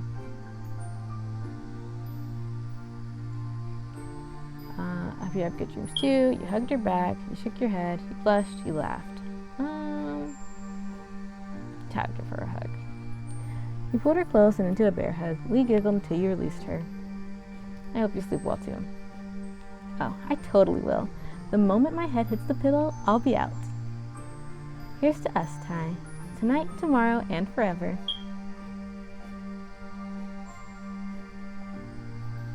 You smirked at that. Yeah, family forever. Thanks, Lee. You're really lucky. You nodded quietly. That's funny. Hang on. Saving here. We'll try this one real quick. Lucky how? You gently poked at the top of her torso. Because you get to be my cousin. Lee giggled, smiling happily. Fine, you're right, I am lucky. Lee stretched her arms high over her head. She yawned loudly and looked at you with tired eyes. I think that's my cue to head to bed. Bye. I think so too. Have fun sharing the room with Liz. She laughed at that, and Liz shuffled off towards the guest bedroom. Before you had a chance to do anything else, you could feel the top of your head being tapped. You spun around to see Liz smirking. Nighty-night. I'm heading to bed too. It's been a long day, and I have a lot to prepare for tomorrow. Exhaling, you automatically started fixing the back of your hair. When Liz didn't immediately walk away, you smiled softly at her. Everything okay? Her gaze moved away, and you knew she had more to say. You waited patiently for Liz to compose her thoughts. It's been a good summer. It was nice to come back home. You nodded, and Liz gave you a teasing nudge as she went by. Amused, you turned and watched her go. Love you, baby brother.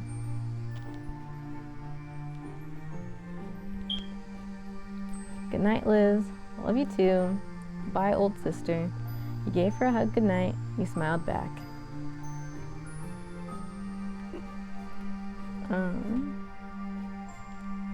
Liz stopped walking and stared at you for a moment. She smiled softly at you. Get some sleep soon. Winter will be here faster than you know it. I will. When Liz was out of sight, Mom started up the next conversation over her shoulder. Aren't you heading up to bed too? I want to relax first. I want to finish getting everything cleaned up. Yeah, actually, he might.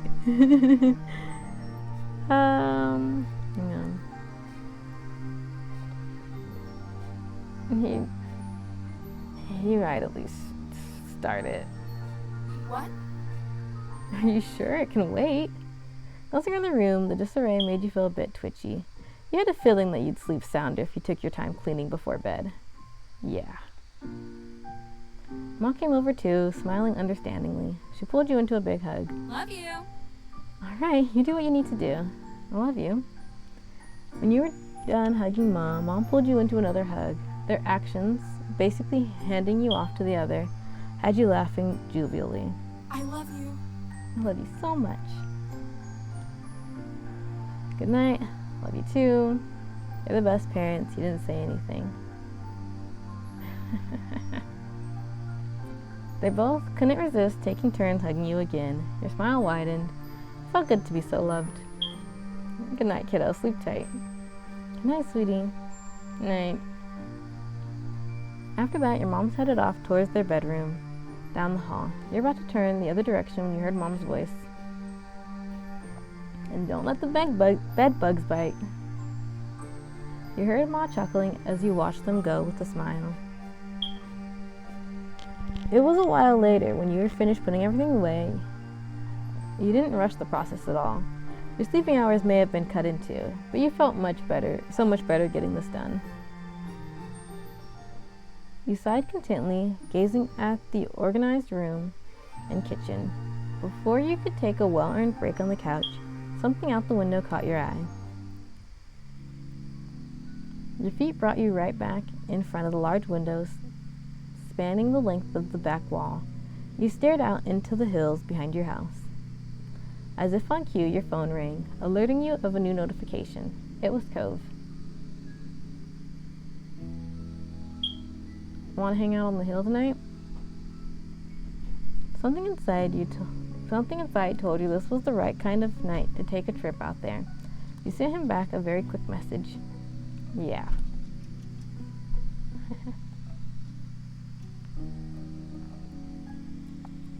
When you went over to the front door and stepping over the threshold, you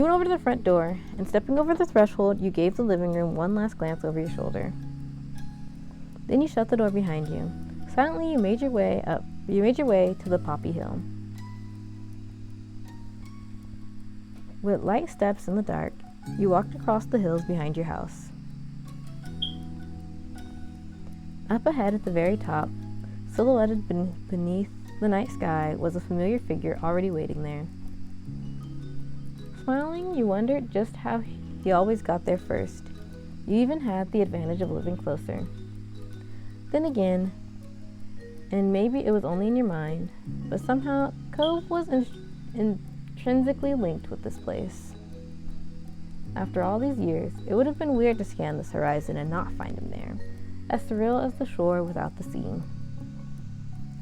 The distance between you was growing shorter by the second. Hearing the grass and earth crunch under your feet, Cove turned. A grin spread over his face as he saw you. You took your place standing beside him, behind him, on the crest of the poppy hill, looking out over the ocean. Same as you'd done on countless times since he'd arrived.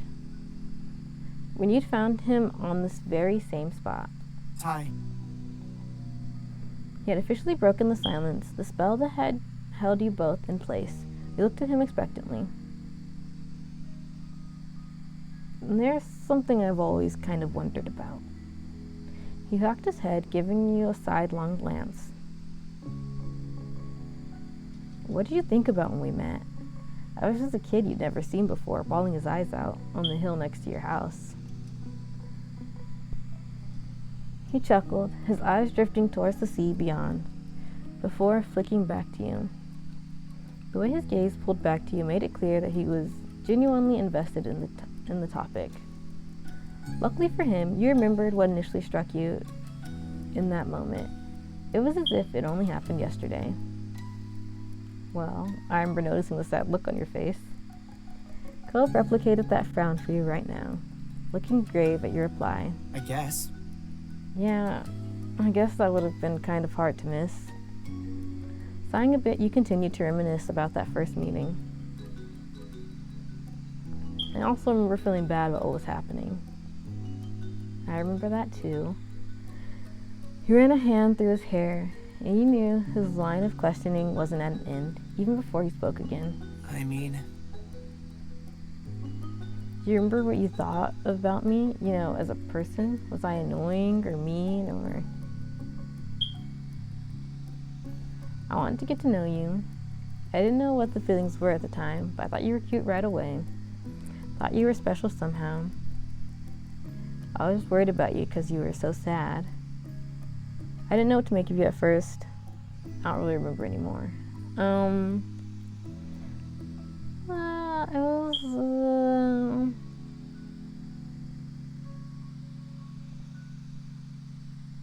It was between the... It was kind of like, he was worried. Ty's kind of a worrywart.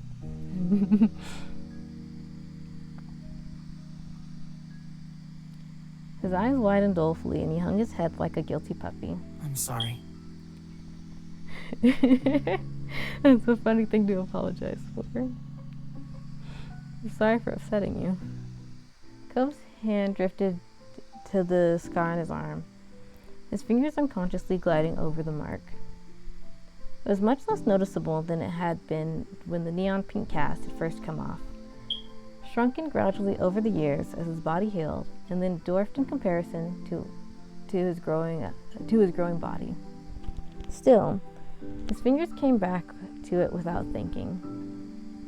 He gave a half smile, not meeting your eyes. I feel bad now. The thoughts I had were, while considering what you were thinking, I came across a lot worse of a kid. You didn't like me? No. It definitely wasn't that. Cove lifted his head up, finally committing to meet your eyes fully once more. I remember you that day. I remember it really well. I don't think I'd ever be able to forget. I could picture the way you looked back then, when I first saw you standing right here. I still know the expression on your face when you chose to sit with me in the grass. He chuckled self-derisively, interrupting his own monologue. You scared me at first. I figured I'd be all alone out there until I had to face my dad again. And then suddenly another kid appeared out of nowhere. It was startling, but I got over that fast. You were a strange person in a strange place, but in that moment, you were exactly what I needed. Somebody I could talk to freely about what was happening and how it made me feel. And you listened to me. You stayed with me. He sighed, then bit his lip as he gave a small smile. I was a little bit spoiled growing up. You let him continue. A little. Yeah, you were. It wasn't bad. You were dealing with a lot.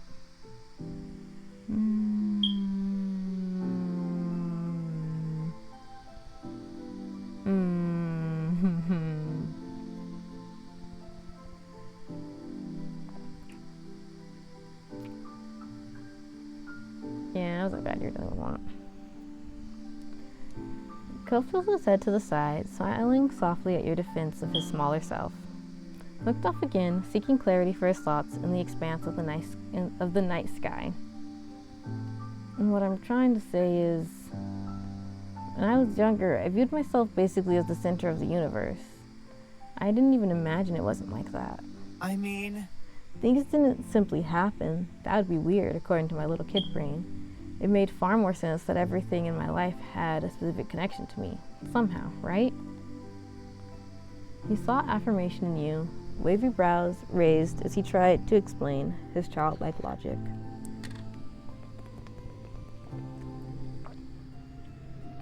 So at the time, you almost felt unreal. Like you weren't just anyone. Some other kid who happened to live in the neighborhood with your own whole life that wasn't connected to Cove Holden. No, to me you were there so you could find me when I was lost. Well, it turns out you were there for that. You were trying to find me because something had sent you specifically to do that. I just didn't expect it to be my dad. I guess he knew more about what I needed than I thought. He chuckled, shaking his head as he shook off the thought. I kind of expected it all to vanish like a dream when that night was over. I would wake up and everything would be the same again. I'd be back in my bed at home, my real home, with both my parents. The future was something I couldn't picture anymore. I didn't know what school would be like when I went back, or the table where I'd eat breakfast the next morning, or anything. And if I couldn't imagine it, how could I think it was something actually happening? I couldn't grasp my new reality. It was too big for me to hold all at once. So I never thought I'd see you again.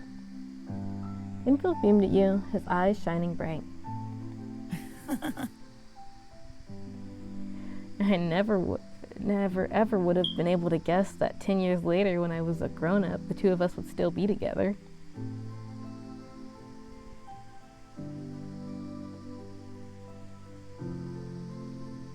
I'm so glad I met you. It's hard to believe it's been so long. Guess that makes me your dream come true. Mere words couldn't express the joy you felt. You smiled.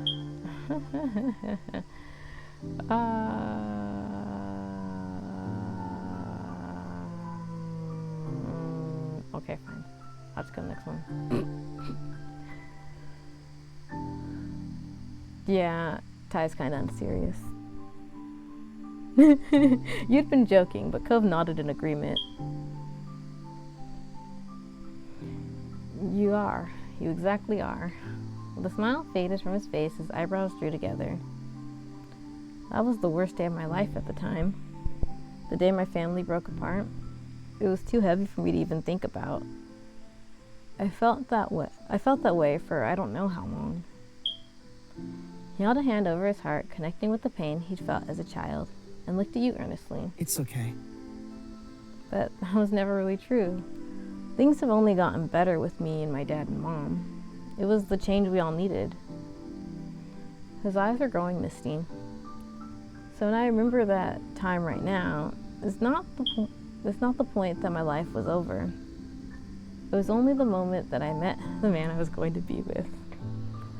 When I was crying to a stranger over what I thought I'd lost, I didn't have any idea that he would be the one thing in the world that I actually wouldn't be able to live without. I never want to lose you. You're so wonderful. Thank you for all this. You can reply to that. Yeah. Ty doesn't like to admit it, but he does get flustered. I'm not sure Ty would be able to respond to that. Yeah. And you hugged him. You gripped his shoulders, then you ruffled his hair, then you kissed him, then you teared up, then you grinned back at him. We'll do hug. You reached out to wrap your arms around Cove. He opened his arms and clasped you to his chest. His grip was tight and reassuring. Cove sighed contentedly. His voice was as delicate as the petals on the poppies which crowned this hill. Hey, Ty. I'm so grateful you always took care of me. He didn't even know what to say back to that. His heartfelt appreciation left you speechless. He tilted his head up, thoughts lost in the sparse clouds above. I wonder how late it is. I guess it doesn't really matter. My dad is finally being out whenever.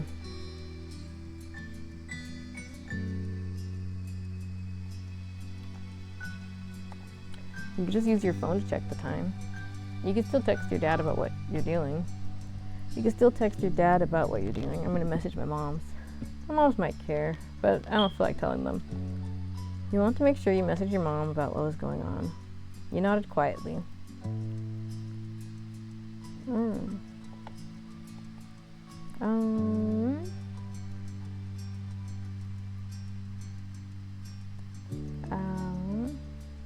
What if he didn't bring his phone? Hi. Okay.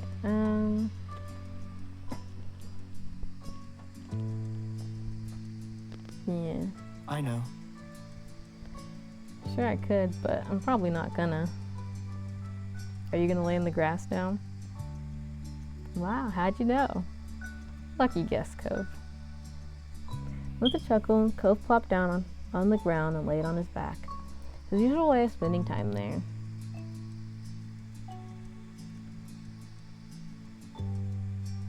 You stayed standing. You sat down. You sat on Cove's chest. You also laid on your back. You laid down and snuggled against him.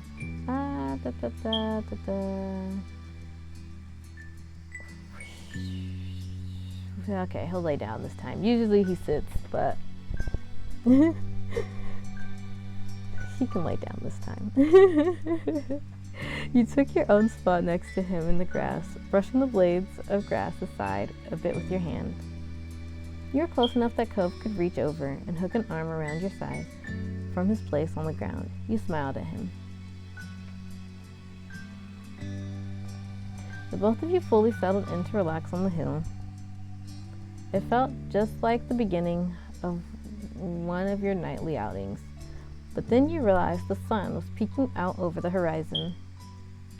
Cove spoke up with a disbelieving tone. Huh. It really was late. Your neighbor wasn't a stranger to being awake at dawn. However, not like this. He was normally an early sleeper, early riser. This unexpected sunrise particularly awed him. The two of you watched on in silence as the sun began to light the world. Cove then propped himself up on the backs of his arms and looked at you with a soft expression on his face. Do you want to go back home? I could carry you if you're too tired. I'd rather stay a little longer. You couldn't resist a yawn, but you were serious. It couldn't be time to go already. Cove chuckled affectionately and gripped you a little more. I get it. Okay, but it's been a long day. We've done a lot of things, like really a lot. It has to end sometime. I know, you're right. Since when were you okay with things ending? Does it really have to end? Yeah, I don't think there's anything either of us can do about that one. Oh my gosh.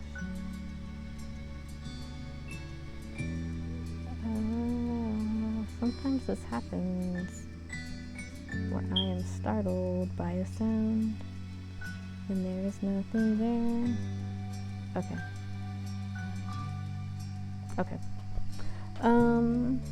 But we can stay if you want to. Cove smiled brightly at you, as warm as the new rays of sun that were tickling your skin. In that moment, you couldn't have appreciated him being there more.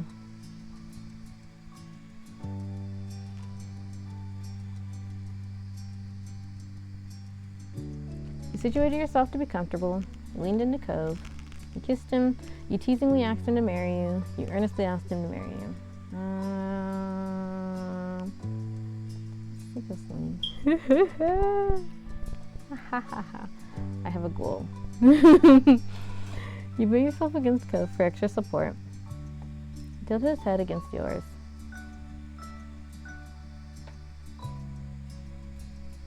Good night, Cove. Good morning, Cove. You're my favorite neighbor, and he didn't say anything more. Say good morning. He gave you a bent smile and went for the opposite sentiment. Good night. The two remained together on that familiar poppy hill where you first met until the world began to fade and blur. You were falling asleep. A few more gentle words drifted into your consciousness. See you tomorrow. Your eyelids dipped, but you felt good. You were safe and relaxed. Everything that had come before this had reassured you of that. And you were confident that when you opened them again, things would be okay.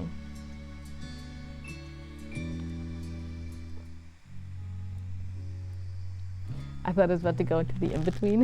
And I was like, I'm last in the summer.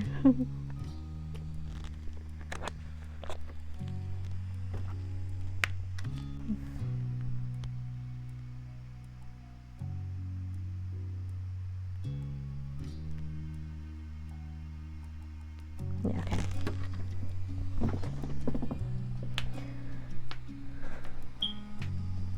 Your eyes opened. Instead of the walls of your room, you were surrounded by open sky. It was not soft pillows and sheets under you, but the bed of the earth and grass that you'd taken last night. The day welcomed you with a shining sun, a refreshing breeze, and the chirping songs of birds. You cupped your face with your hands as you sat up. The feeling of the imprint of the blades of grass leaving lines into your cheeks. Ty. Hearing your name, you lowered your hands and looked around. There he was, your most influential neighbor, Cove Holden. He had made himself very comfortable, laying on his stomach, with jewelry and shoes taken off, and a flower in his hand. Good morning. We got another CG. I always forget what they're called. Good morning to you too. Cove laughed, tickled with the overall situation and simply being able to spend time like this. Told you I'd see you tomorrow.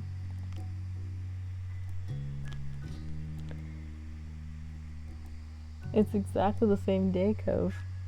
Pretty safe bet. We see each other nearly every day. Alright, good for you.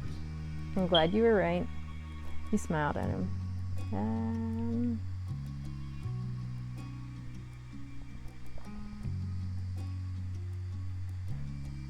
Pretty safe bet. So, smiling, you shook your head and left Cove to his victory. Cove turned his head up to the sky, his expression content.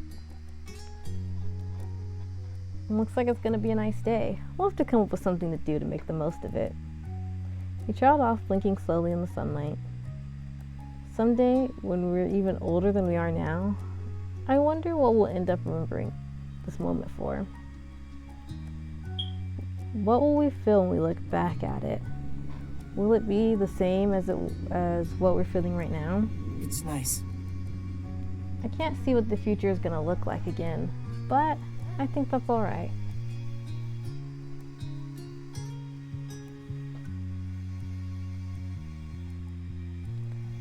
You're way too sentimental. Pretty sure I'm gonna have forgotten all about this. I think it'll mark another new start for me. I don't know, but I'm looking forward to finding out. Yeah, because I don't know what the start would have been. That's slow. Ah. Okay, I know what I'm looking forward to finding out. Cove turned back to you, nodding in full agreement. He eyed the hill sprawling out before you, and down below, where the wild hill and nature gave way to civilization, Your home and coves lay down at the bottom, neatly filled among the other houses in the neighborhood. Hey Ty, I bet I can beat you in getting back to the road. You laughed, amused by the wager that reminded you of so many moments in your youth. As much as I like it here, it's okay if we leave now. We can always come back to see the poppies and the fireflies again, right?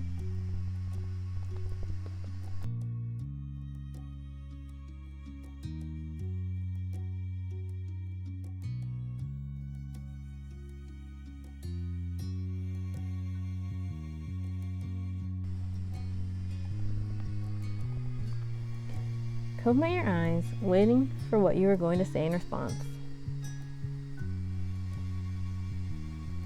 Right, I'd like that. It really is going to be another nice day. You're amazing. Yeah, we better do that. You're not getting out of it. We'll always be together in one way or another. I might be able to manage that.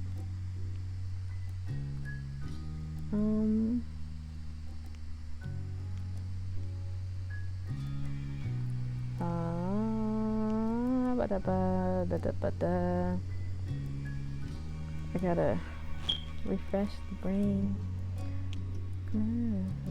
Let's come back to see the fireflies, the poppies again, right? Right, yeah. Cove blinked slowly, his eyes still locked on you, but you didn't need to see his face to know that he adored you.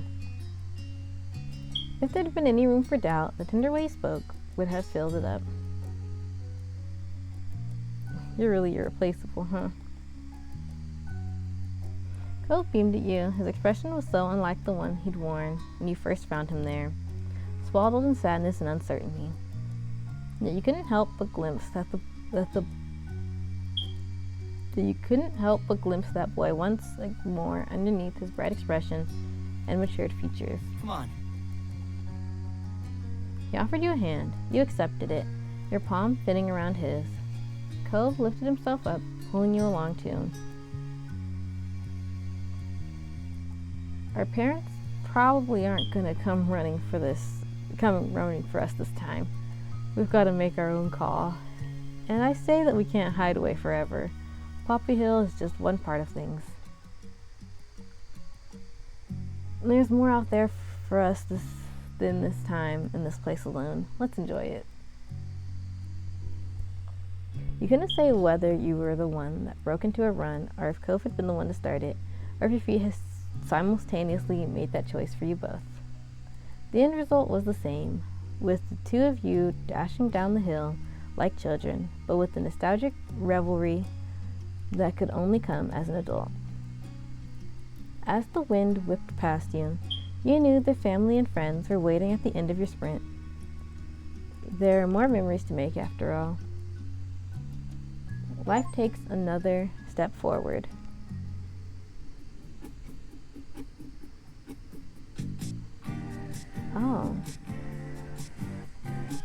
Oh, this is my sister. My sister said that when she played it, step 4 didn't exist. And I was like, what? I guess this is what she meant. The end credits roll off at the end of step 3. I didn't know that. I didn't play it when she played it, even though she told me to.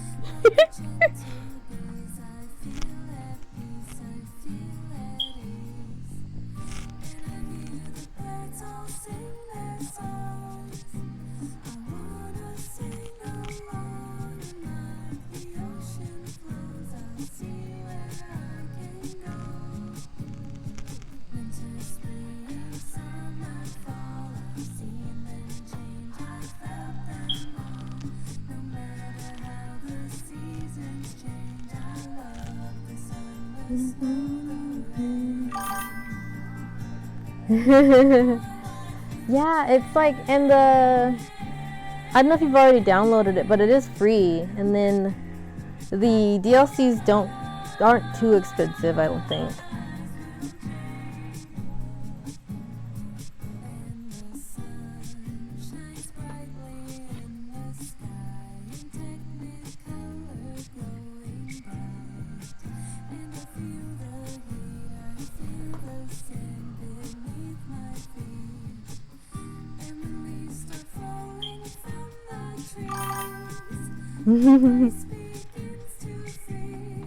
I hope you enjoy when you play.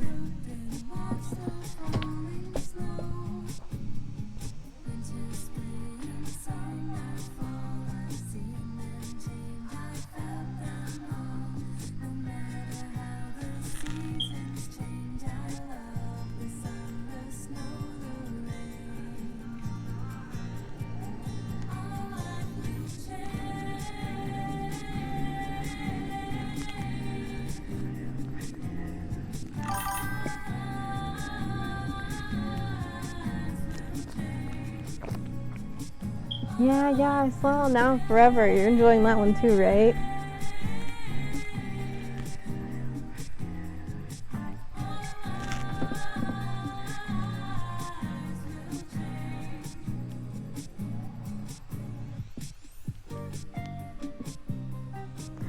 It's actually kind of fun. Yeah, they are. It's funny because, like you, I played that one first before I played this one, even though I technically knew of this one longer. I played Now and Forever first, and I was like, I love them.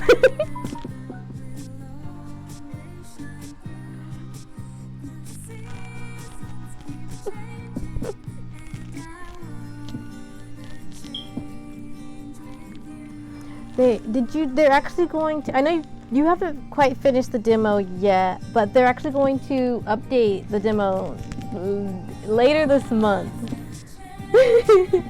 So there'll be a little more to it.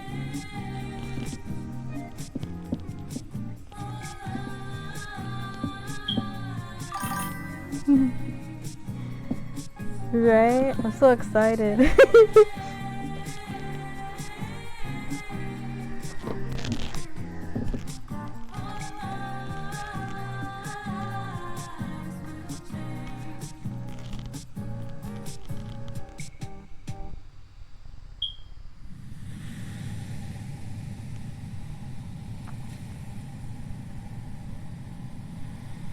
In between.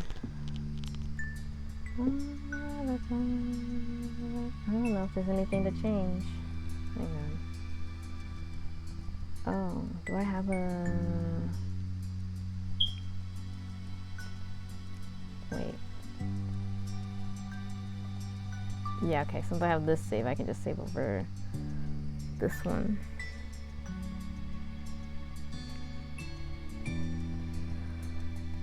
I'm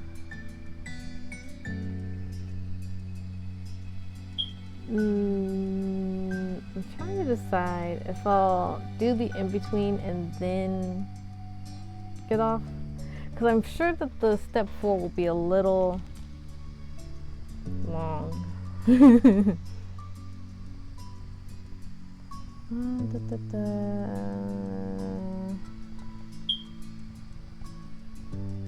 Ring's probably fine. I don't know what to adjust here.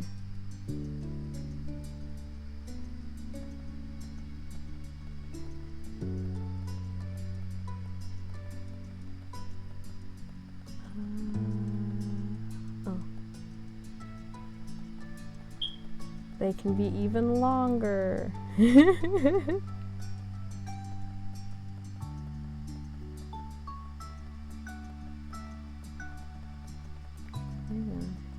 on.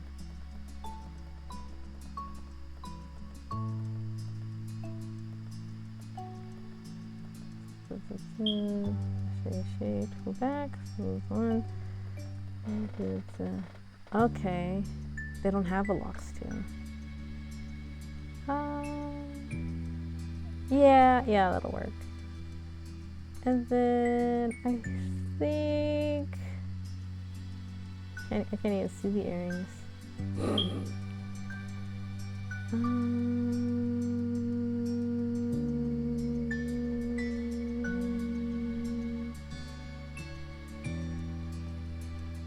Wait, shoot, I forgot. There's no back page.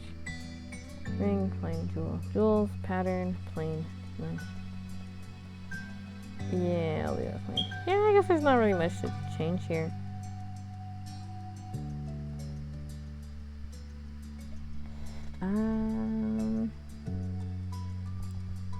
My indecision, hang on. Okay. Okay, the in-between probably won't be too long, so I'll do the in-between and then I'll call it for the day. And we'll do step 4 next time.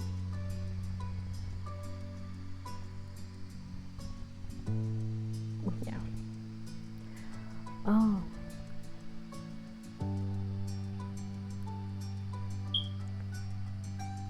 Okay.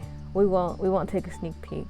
we won't see. Initiative level. We'll leave it in the middle. And so your days growing up in the loving cradle of Sunset Bird came to an end. In the years that passed since graduation, you'd moved out of your childhood home and you made your own way in the world. You I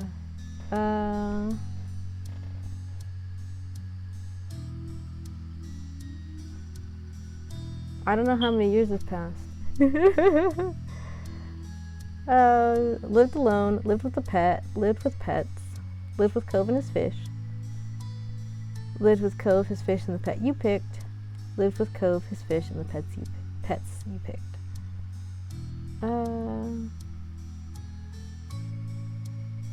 Sure. And you worked at a fine company, had a business of your own, co-owned a business with Cove, had multiple ways of earning income, were still focused on pursuing education.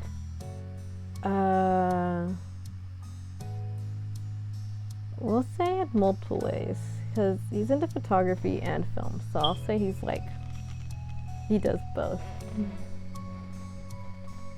In the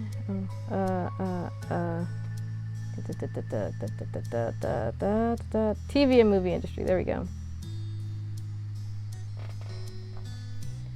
I didn't even read what all those were. It's okay. Your family members went through the same kinds of leaps into independence. Liz and Lee both eventually earned degrees and started fantastic careers in both new towns. But your moms and Cove's father still lived on the same street as they had all those years before. It was comforting to you that there were some things that remained in the old neighborhood. And despite ever-changing reality of your adult life, your friends were still your friends, though, of course, things weren't exactly the same for them either. Very recently, Terry publicly came out as a man and switched the spelling of his name to use a Y instead of an I. He also confessed his love for Miranda, which she excitedly reciprocated. They moved in together recently in the city out past Sunset Bird. Low-key, I thought they were already together. Oops. Derek was as busy as always, but doing well. He always made an effort to keep in touch, and you even saw each other in person occasionally. One person who did disappear into the shuffle of memories inside your mind was Baxter. After his vacation in Sunset Bird one year, he was just gone. You never truly counted him as a close friend, though. And then there's what became of the sad little boy you grew up with, Cove Holden. Your deep affection for him was something that continued to last unabated over the years.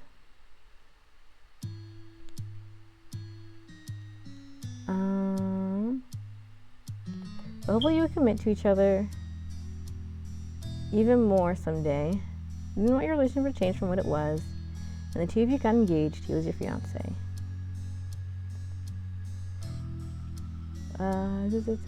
He truly thrived in his continued efforts of cultivating loving and supportive relationships with his family and friends. You couldn't say his personality had changed exactly. Instead, it became more refined. Cove was a warm, inviting, considerate man who took the lessons he'd learned over the years to treat the people around him with patience and understanding. When Cove eventually developed a picture of the future he wanted to have as an adult, you could see where he was coming from based on his past interests. He went to college to study marine biology. His ultimate goal was set on becoming a natural resource technician, and he still volunteered with Orca when his workload allowed it. As an adult, Cove was able to recognize and have diagnosed that he was on the autism spectrum. It was something that hadn't been noticed by his doctors as a kid, but he was still the same Cove he always was to you, and he was just glad to understand himself better. It thrilled you to see how happy and successful he'd grown up to be. On the whole, life continued its steady beat forward, and you all went with it down the path you chose. It was strange and wonderful. But no matter how old you got, how far you roamed, or how long you were away, the home you had in Sunset Bird still called back to you eventually. Oh, the in-between was really short. But I don't know how long step 4 is. That's the dilemma. Because if it's long, then I'll run over. But if it's not long, then it'll be awkward next week.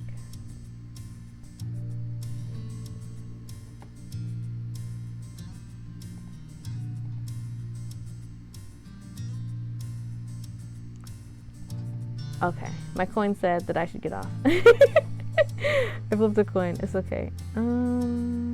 Well, thank you. All right.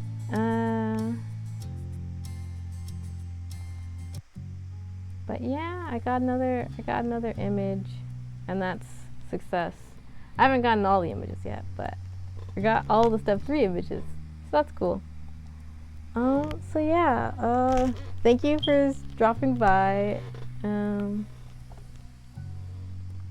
end of summer was long, but also a little shorter than I thought it was going to be. But also, I kept thinking it was ending, and then it didn't. But yeah, next week on Monday, I'll continue playing. I'll finish up the game officially, and we'll see what that is. What we'll do next.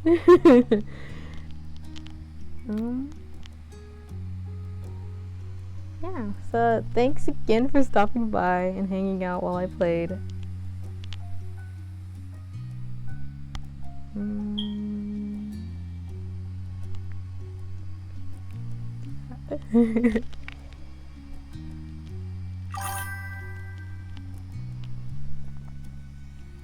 Thank you.